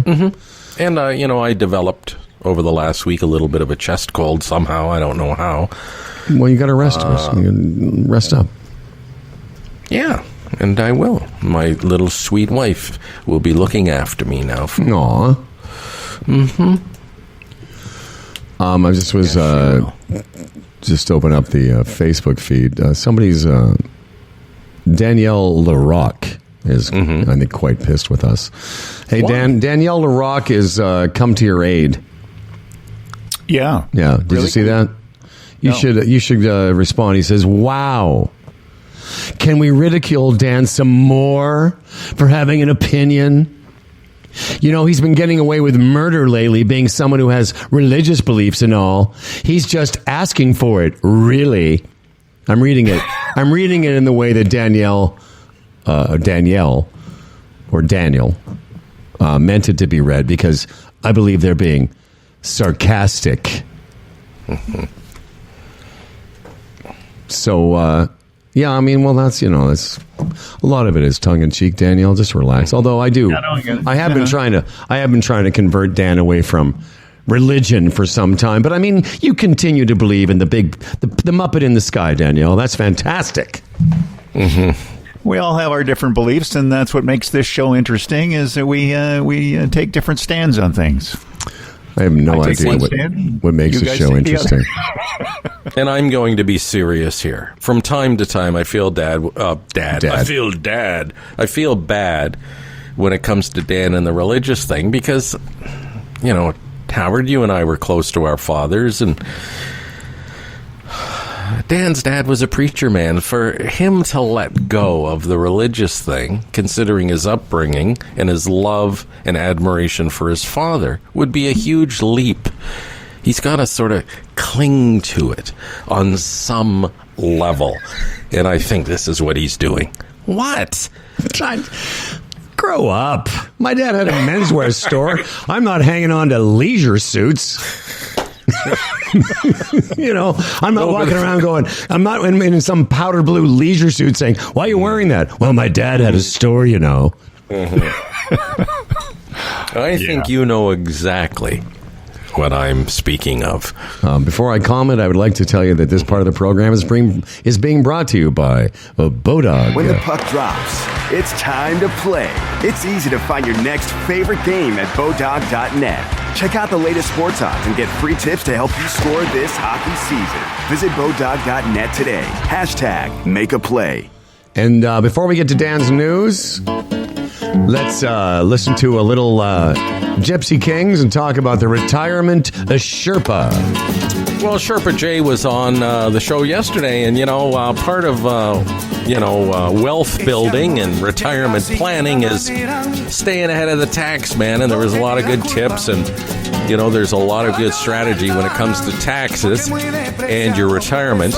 And again, another reason why, if you have a portfolio, you might want Jay or Tim Niblett, Tim, a portfolio manager, Raymond James, a member of the Canadian Investors Protection Fund, to have a second look at it. Because maybe within your deal, you're not on top of the tax situation. It can be important. That could turn into thousands of dollars, tens of thousands, maybe hundreds of thousands of dollars over the life of your plan. So, again, they're willing to have a second look. No strings attached, no obligation. The Retirement Sherpa, retirementsherpa.ca. This I won't miss. Andre. Yeah, that's what that is. It's not Andre. God. Whatever. You know what I mean. You're such a racist. How are you feeling? You're not feeling well, hey? Like, how bad are you? I'm fine. Do you have do you need me to come over and have a look? Why? Why are you asking that? Well, because I'm worried about you. Do I sound lethargic? No. Listen, I could just tell, I've been doing the show with you for 35 years. I knew you were a little tired this morning. And then you mentioned that your lingering illness, and I was just concerned. I am going to maybe... well, I won't do it before I go away. I got to pop over and drop off some paperwork. But no, I just... He has a lingering illness? He's got a lingering illness, for crying out loud, Dan. I got a little bit of a chest cold when I was away, a sore throat and then a chest cold, and it's, And how long have you had that? Well, it's been it's been a week or so. About a week, I think. And here you are, insensitively arguing about gamifying the internet while Fred's not feeling well. There's problems afoot. Well, it's keep an eye on it, and if it persists, come on over here. I'll have a look at it. Exactly. You know what, my mom? I don't know if your moms did this, but one of the things that I remember my mother doing when I'd have a chest cold or something, or any cold, I guess, but I would stand over a pot of boiling water or a tea kettle with a towel over my head to take in the... Did you do that? My mom's a nurse. That was one of the... I still do it to this day if I get really plugged up, super plugged in your nosal area. In your nosal area. And the nozzle. You know what, Dan? Me here. Me here. When I was a kid, I remember vividly, it was this contraption. You filled it with water, and then there was a little reservoir where you caked in Vicks VapoRub. Oh, yeah. And then turn it on, and the steam would mix with the Vicks VapoRub and clear you up. I remember we had that for years. Now on what happened to it? I don't know. Well, now they have a thing called, I hear it on the satellite radio all the time. It's called Nassage, and it's one of those things where a few years ago when we were on satellite radio, I would have definitely pursued because they're all over. They're one of those big sponsors. Like that's how we came across Squatty Potties. But it's basically a Nassage is a thing that you stick in your nose and basically suck out the snot. Mm-hmm. What? Yes, Dan. Snot sucker, Dan. A snot sucker. No, that can't be. That can't be. Dan, look it up. Nassage. That just doesn't sound safe. You wash out the snot. You shoot this saline solution, and it basically sucks the snot out of your nose. Okay, Dan? Like one of those. It's kind of an electronic version of a nettle pot or whatever that is. You know, whether you. It's not electronic. I didn't say anything about electronics. Well, how does it suck otherwise? Well, just through air pressure. Like I don't have one. But I was going to say, Dan, you would find this maybe amusing. I don't know anymore between your religion and your internet conspiracy theories. But what I was always hoping like I could record it or play it for you because the guy doing the read sounds very nasally, and I thought it's not so weird. It's like you're doing it's just his read is like, well, so get massage, and it's got a little bit of this nasally feel. And I thought, isn't that weird? They at the audition they didn't hear the fact that they're doing a thing to clear out your nasal passages with an announcer that sounds very clogged up. I thought you would be outraged, Dan. Outraged. I'm now outraged. You should can't be. Believe that they would do that. I can't believe I wasn't hired for that. Dan is so anal. Like I noticed, remember early in the show when you were playing the kid, the food critic, whatever his name is, the kid from his car. I got the impression Dan was annoyed with the quality of that because he was reading it from his car. Weren't you, Dan? Do you think he should have a little studio set up in his car when he's gaming the internet, the system? Yeah. I was thinking it was a little bit, there wasn't enough mid-range in there. I couldn't hear him quite right. So I did.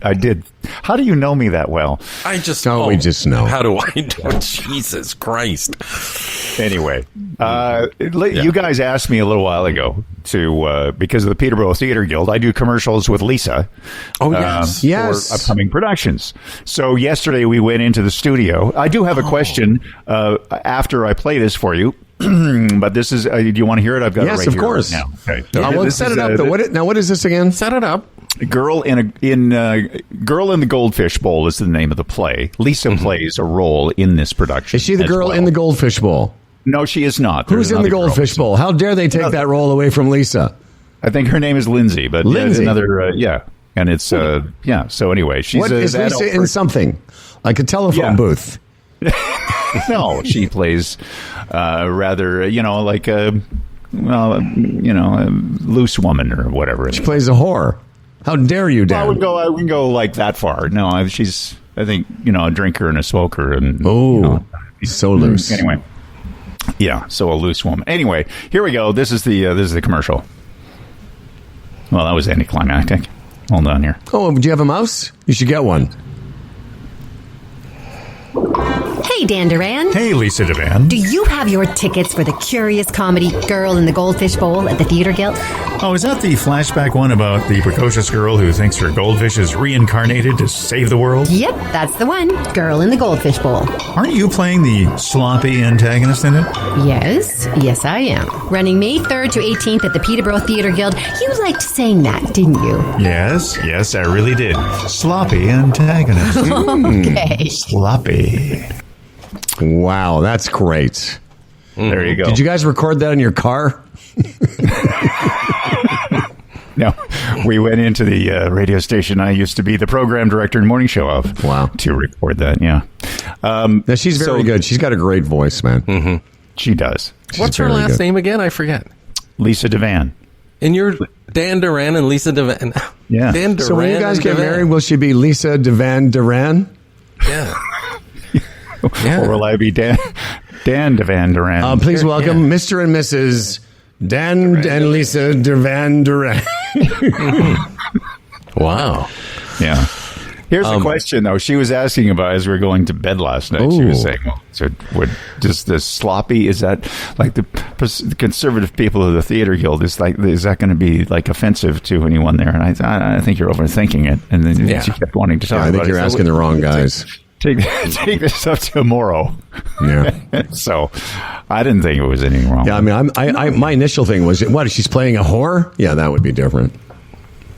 I don't think it's a full-on whore. I think it's a person looking for a man that drinks and smokes, and so she's kind of desperate. And yeah. So. Remember a sports story from years and years ago? The guy that played for the New York Rangers, Sean, I forget whatever. But I think the actress Alicia Cuthbert is her name. Mm-hmm. Anyway, he went with her. What's his fucking name? Jeez, what's the matter with me? Sean, whatever. And then the captain of Leafs, Dion Phaneuf, started going with her. And they were talking to this guy, played for the Rangers, about that relationship. And he said something like, well, if he's into sloppy seconds, that's great. Yeah. And he was chastised, like he was disciplined by the NHL for that. You can't say that. It was just, no. And it's, it's repulsive. I'm repulsed by it. It is repulsive, but I remember, I still remember that story. And it was offside and out of line and not fair to Dion Phaneuf or to Alicia Cuthbert. And a shitty thing to say about women. Yeah, I would say it's fucking shitty. You know what? I just certain things that have always, bothered me when guys refer to women as sloppy seconds and ditch pigs. By the way, the other day, I'm not big on that. Yeah, but I wasn't talking about a woman. I was talking about Marjorie Taylor Greene. Oh, right. Sorry, you were talking. You're talking about a she creature. You were talking about a she whore. You're right. She whores are fine. You can call them ditch pigs, but regular women. No, I would never call a regular woman. I would only refer to a creature like her as a ditch pig. You're better than that. Sean Avery. Sean Avery, yes, I remember that. Yeah. And he's kind of a dick too, isn't he? Oh, yeah, lost his mind for a few years. Yes. Yeah. But anyway, that whole controversy was over sloppy seconds, so that just reminded me of that. It's terrible. But that's a great commercial. And one thing I will say, to May 18th, I will definitely take in a performance of that. Oh, we've got a customer. Great. Mm-hmm. See? Dan, I will very much support Fred's participation in that thing. Okay. Freddie, sports question before we go. I know we have Dan Duran's news. We're not going yet, but I've been saving this all week because I was at the Blue Jay game on Monday. And I kept saying to Rudra, I think it was irritating him. Because every time because where you're sitting behind home plate where his seats are, you're protected. There's nets there. Yes. But regularly, Dan, balls are fouled into the stands and fans catch them.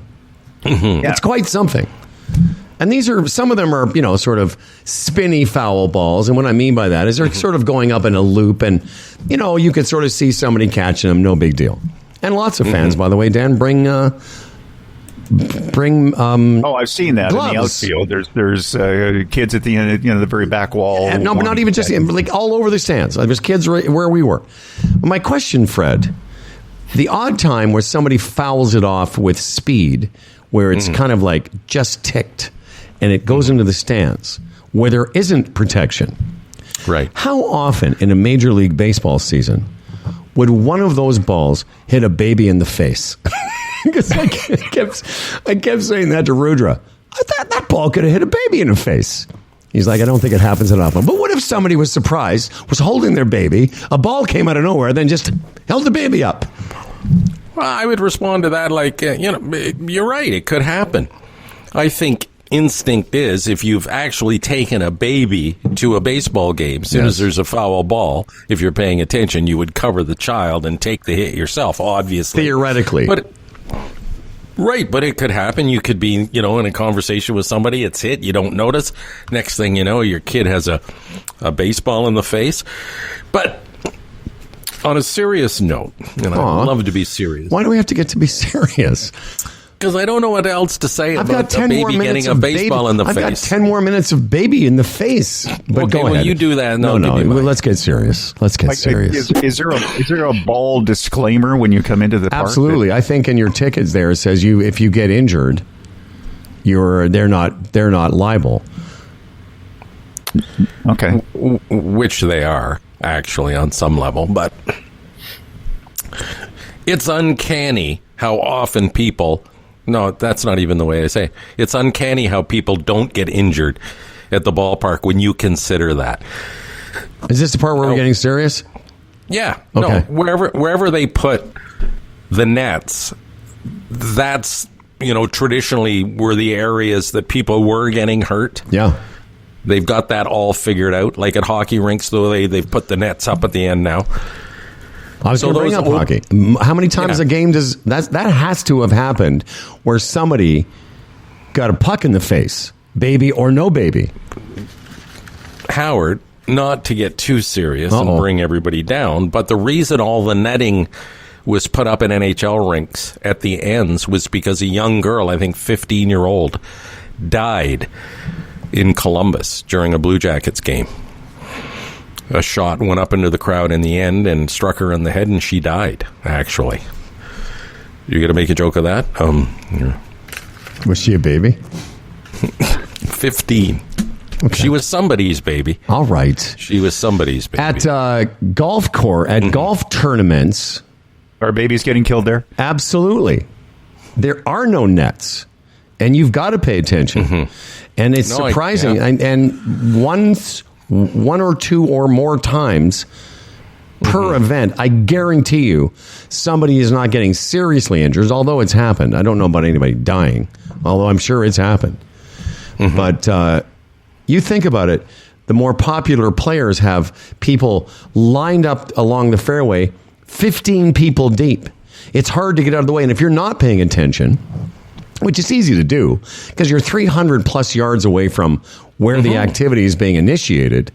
Right. And all of a sudden, they have these marshals stand behind the players that have sort of signals. And they signal they signal to the spotters that the ball is going straight, or they'll signal left or right. But it's partly to keep people safe because, if you're not paying attention, that ball is going to hit you in the face, Dan. Yeah. God damn it.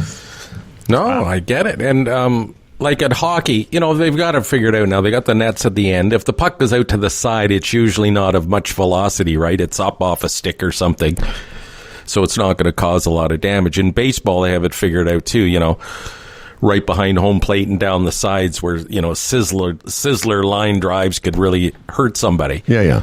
The open areas of a baseball game tend to be pop-ups, which give people, time to react. And in the outfield, home runs and that, there's no nets there, of course. But as you guys mentioned earlier, a lot of people take baseball gloves, right? And the thing is, unlike a golf tournament where you could be just talking to your buddy and you just you weren't paying attention to the third guy that teed off. When a ball's hit, other than those ones that I was talking about, the ones that come off the bat or just ticked off the bat and come straight behind, or they're coming in with some velocity. Well, there's nets everywhere. Yeah. But a ball hit to the outfield or fouled to, down the line, first of all, it's going with less velocity, and you've got everyone's paying attention to it. Sure. Well, you would hope. Anyway, that started off with me trying to make jokes about babies being hit in the face, but now we're having a serious discussion about being injured. I'll tell you, the baseball games that I've taken Johnny Slapshot to at the Dome, he always takes his baseball glove, and I sit there for all 9 innings thinking, please let a foul ball come to him. Please let a foul ball come to him. We haven't been lucky enough yet, though. The kids who are working for the organization that, not the ball boys in the dugout, but the kids down the third base line. Yeah. That's a cool little job.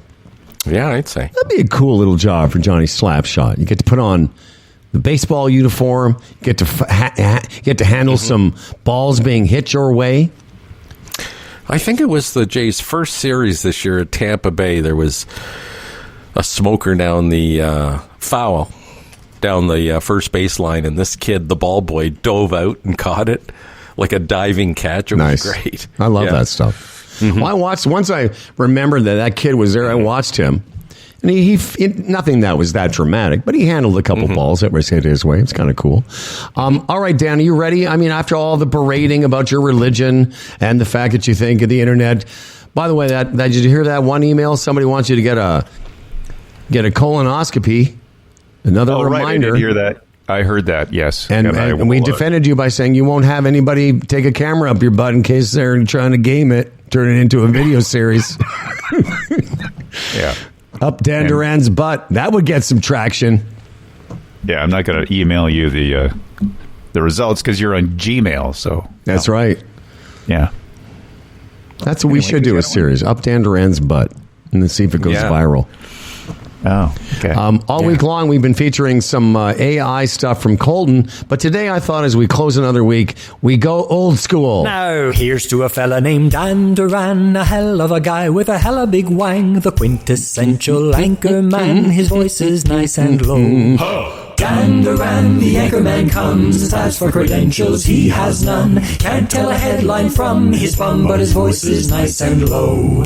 Dan Duran, the anchorman's here. He's prone to falling off his chair, but he's got a big wang, so he don't care, and his voice is nice and low. My voice is nice and low. And now live from the Devon Duran household.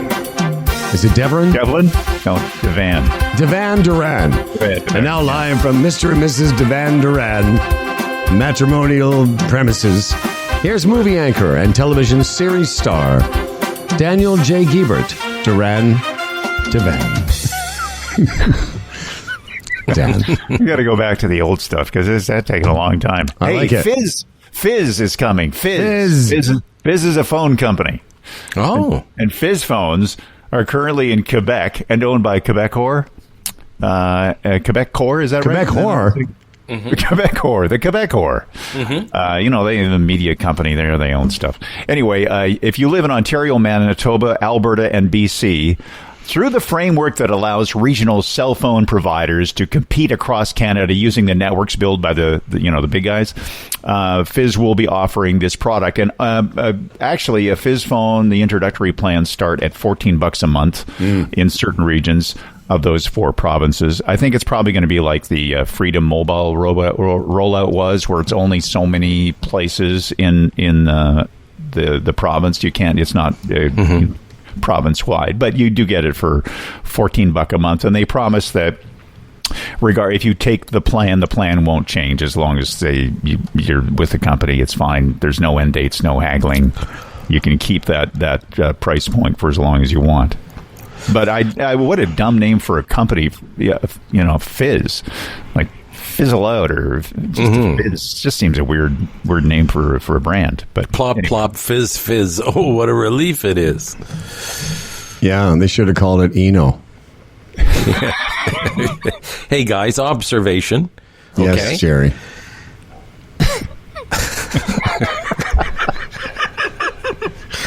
Anyway, Dominican Republic. I was just there, did you know, for a couple of months. Really? Were you? I became a Dominicano. Anyway, average, I think we were looking, average wage of a Dominican is something like $300 US a month or something. Really, really low. $250 to $300 US a month, the average wage. Everybody's got a cell phone. Yeah. Everybody, a nice phone, iPhones, and they're all looking at it all the time. They obviously have a data plan. So we were having that discussion. I bet you we didn't look into it that far, but what are their rates? They've got to be a lot cheaper than ours. And I know the infrastructure is smaller and blah, blah, blah, the big argument they give in Canada about the country's so vast, so we have to pay more or whatever it is. But it really is amusing to see everybody with a phone and a data plan in the Dominican. Well, you may not remember this, but I was also away in Mexico. And also, were you? I said, we had this discussion. Yeah. I talked about the average wage of a Mexican worker is 29,000 Mexican dollars a year, which is around $1,500 US, which is pretty good. When you consider in the Dominican, year? No, $1,500 a month. Oh, a month. Okay. Yeah. Actually, $1,700 a month, and they all everybody has a cell phone. Yeah. So Well, it's necessary in our societies now, pretty much. To stay yes, I've connected. heard that. no, the point is, if the Dominican had our rates, there's no way those people would have a phone. Let's so get what back to are this, they paying and why? And let's get back to this. Fizz. Why Fizz, Dan? Did you figure that out? I don't know why you couldn't find anything about it. Somebody came up with it. There's a bunch of, branding people got together and somebody Fizz did. maybe worked really, really good in maybe in the Quebec, the French language there. It works. Oh, out. it's French. Well, then the Frenchies, they've got it all figured out. No, I was going to say it doesn't have to make sense at all. It doesn't have to make any fucking sense. Dan, are you okay if we get to a late breaking Humble and Fred email on Humble and Fred email day? Come on in. Let's bring it in. Hi, guys. Hi, guys. Hi, guys. This is from Rod. He says, hi, guys. Obviously, because he's not a monster. Hi, guys. And specifically for you, Daniel. Oh, okay. Dan, he says, Rod, you and I have a couple things in common, one of which, unfortunately, is not a physical trait, if you know what I mean. Boyfriend. Dan's name should be Rod. Rod Duran Devan. Back to the email. One of the things we have in common is my love for the Kawarthas. Keeping it short, my parents had a cottage on Pigeon Lake and then moved to Buckhorn Lake for retirement, and I spent a lot of my youth up there. Secondly, I also enjoy sometimes calling a manager or two to complain about something that is wrong and needs correction. You see, Dan, Rod is a super fan. Most importantly, Rod continues, I really appreciate you starting the Me Here movement. Because of you, excellent. Because of you, my friends always know where I stand. Me here, Dan. Me here. Loving you, Rod Fitchett. Thank you, Rod. Great. See, Dan? Glad to have a me here on board. Exactly. Hashtag me here. Very nice, Rod. Appreciate you.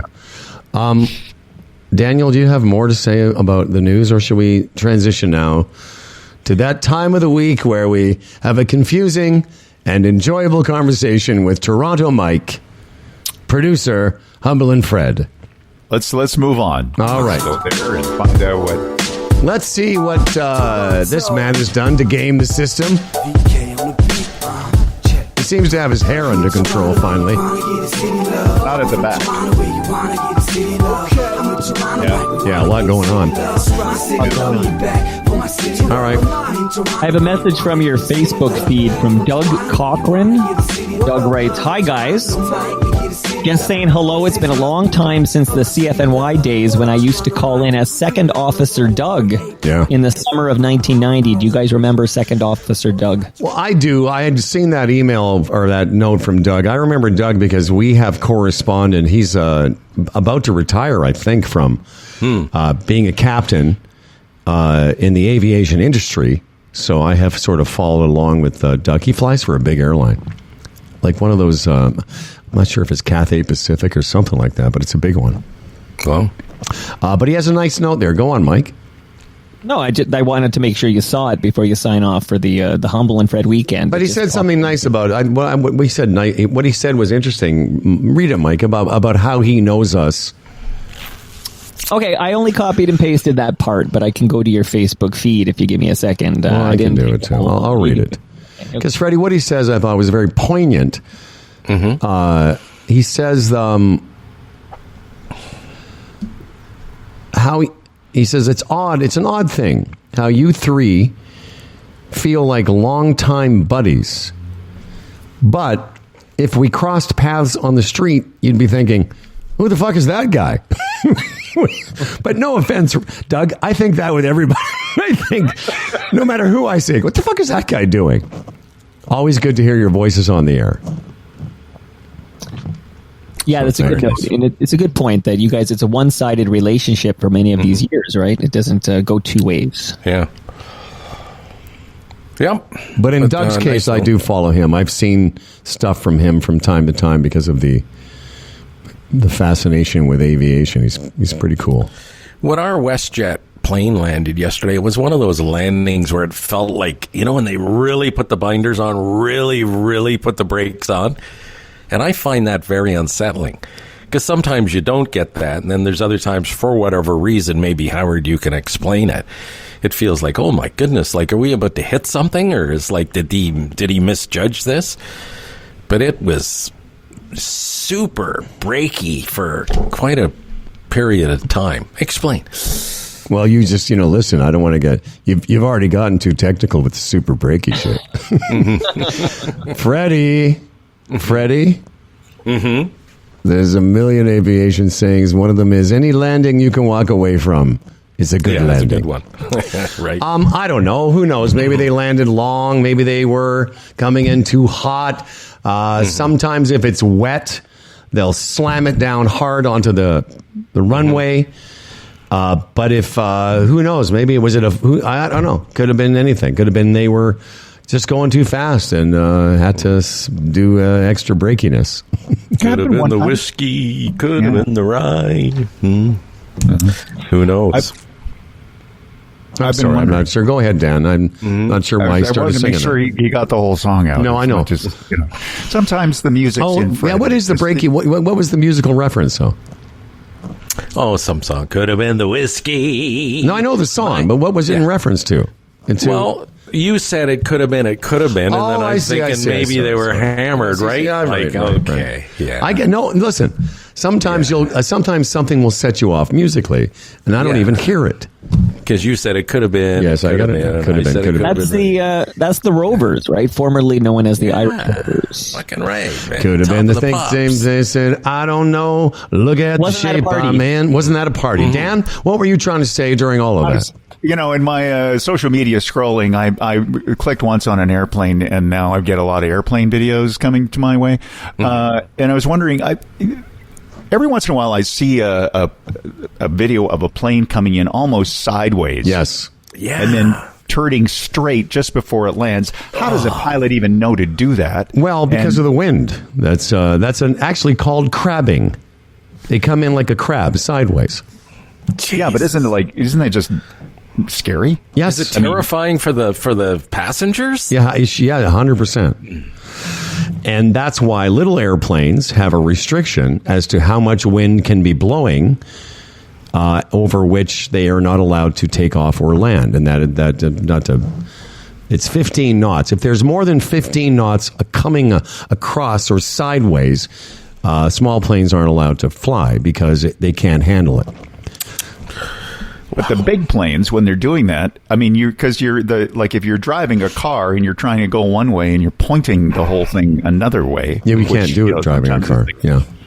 It's 45 degrees off off the nose. Well, but planes are built to do that. They're built to come in sort of, and you can go and look at some of these videos online. They come in sort of sideways, and when they get over the runway, they start to turn it straight at the last second. But it's on the approach that they do it, and the reason they do it is to hold. If they didn't do it, think about it. If they came in straight along the runway, the wind would push them in the direction that the wind is going. So they have to come in and point their nose into the wind while the plane is seemingly going sideways. Right. It's I've seen those. It's scary stuff, man. Yeah, man. And I've thought the same thing. The pilots are brilliant, and the passengers must be freaked out. Lately I've been watching a lot of videos about people take their cameras and their video cameras and their phones on African safaris and videos of animals killing each other in front of each other. And it's something else, too. I mean, it's heartbreaking. But, I've seen a lot of them, and I hate hyenas. Hyenas. You do hate what? You hate hyenas? Hyenas. Why do you hate hyenas? Because they're vicious and they're not fucking around. Packs. And they're always laughing. They're always laughing at us. What are you fucking laughing at, you hyenas? And they got sharp teeth, and they'll just pounce on like a zebra or something and rip it to shreds in a second. And well, I think we all learned to hate them. It's the circle of life. Yeah, in The Lion King, we fucking hated them in The Lion King. Mm-hmm. Speaking of the circle of life, Okay, well, listen, that's another week. Thank you very much to everyone. Larry Fedoruk, Steve Patterson, everyone that emailed us. Next week, we're just doing 2 shows, Monday, Tuesday. Is that all you had to say, Boone? I was just going to say I did enjoy, as a guy who has had these algorithms interfering with his life for many years, like professionally and then personally. It's interesting. We have these algorithms, and the conversation was interesting because we never get to see these algorithms. Like, they don't publish what these are, and we're all out there, like, taking a guess. Like, okay, I think this is what they're looking for, and I think this is what works. And this goes back to the old SEO days. Like, what was the Google algorithm to rank #1 for Toronto podcast or whatever? So it was interesting to hear the convo, and I do think Fred might be onto something. That amazing that this Keith Lee guy, who was just a mixed martial artist who started reviewing stuff on TikTok, can be this huge with those production values. Like, I think it speaks to people seem to be willing to sacrifice production for authenticity. Yeah, but the only people talking about production values are guys like us, because those kids. Well, right. No, because I've seen it in my own, family and their world. That people aren't no one watching his video is critical of the way it's produced or how it sounds. Although, I'll bet you, and there was some production values in there, it's not the same as what we would have expected. And that's why we've had conversations here on the show about, if somebody is talking into their computer versus talking into a microphone. Yeah. We put up with a lot of worse sound when we had callers on the radio. Their sound was horrible. But Keith Lee in the car, I mean, I don't know what the video looked like because I haven't seen it yet, but like fidelity-wise, it's weaker. We would be disappointed if our guest sounded like that. Yeah, I could see that. Yeah. But it's also, I'm playing it through my computer audio coming onto the show. I mean, it was fine. I would say this. For an average one of his audience, it was very loud. It was very... No, but this is my point, right? Like, my point is people don't care anymore if it sounds like it's by a radio guy in a radio station exactly. or whatever. No. And the thing is, and I think, Howard, you mentioned this last week. Traditionally, when we did interviews on the radio, high fidelity FM radio, it would be a guy on a phone. And you could understand what he was saying. You could follow the conversation. And now, what we heard from that guy was better than phone quality. So it's just what we get used to as this thing evolves. And also, when we have a guest that can't get their mic to work or they don't have a mic and they talk into the computer, it's fine. At first it was like, oh, shit. But now we've learned to hear it and go, it's not so bad. Yeah. It's not ideal, but it's fine. To a certain extent, that's entirely true. However, there are people... I've turned off a podcast because I couldn't understand it. Yeah, it was like it was too piercing, or it's like, I just don't have time. Yep. Here's what I find aggravating, and I'm surprised at some of them, and I won't name him. But radio guys that have been doing podcasts ongoing, and their production still sucks. And it's like, how do you not... Like, man, look where you come from. Like, there's 3 people on the show. They're all at different levels. They're all at different quality. Like, it's, like, weird. Mm-hmm. Like... Given your history, and for inside $1,000, you could change it all. It's weird, really weird. Maybe it's the Keith Lee effect. Like, if you see this guy is more popular than all radio guys combined, maybe outside of Howard Stern, maybe we just maybe it just doesn't fucking matter. Like, maybe it's just get the content out there and people will listen. Just food for thought. So I enjoyed the conversation. That's all I wanted to say. Okay, well, that's good, Mike. You're a sweet boy. That's all. No, you're a very sweet man. All right, then. All right, I'm just corresponding with your son. Oh, okay. Anyway. Is he interested? Yep, very interested. I'm going to send him some pictures, and I'll get him that little present. Okay, thanks to everybody. Thanks to Toronto Mike producer. Thanks to Dan Duran, who has spurred so much conversation and so much reaction. And whoever that was. And that was Dan. Yeah. And of course, feel free. Dan's also spermed a lot of stuff, too. Get them off. That's right. It's like coming out of a Nivea bottle, for crying out loud. It's like, actually, clean up in aisle 3. No, it's more like one of those lawn sprinklers. It's like... going to end so well, and then it. No, I know things were going so well. And that picture beside Dan looks like sperm every time I see it. No, Exactly. it does, doesn't it? Looking for an egg. Right. There's one that is sperm, and then those sticks. That's actually a artist rendition of Dan's hose in stick form. Phallic. Aren't you sullying the Master's theme with this conversation? Not really. Don't we have to be pure or something when the Master's No, theme it's fine. comes on? Wish everyone a happy Masters. Dan, I look forward to your participation coming over tomorrow. But do reread the rules I sent you years ago about questions around the Masters, things you're allowed to ask. And we hope everyone has a safe and healthy Humble and Fred long weekend, which is a 3-dayer, 3-banger, Thursday, Friday, or Friday, Saturday, Sunday. Jeff Lumby on Tuesday. Jeff Lumby on Tuesday. Very, very exciting. I'll be speaking to Jeff Lumby this weekend. In the meantime, ladies and gentlemen, Dan Duran. Okay. All right. All right.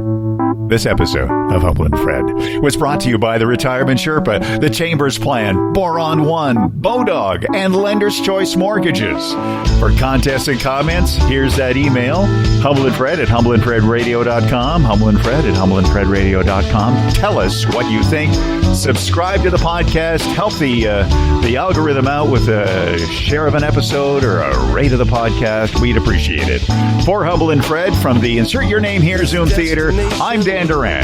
And remember, me here. And you can me here too. So go ahead, me here, and enjoy every goddamn day. Pulling out jobs and jamboree handouts, 2 turntables and a microphone, bottles and cans, or just clap your hands, or just clap your hands.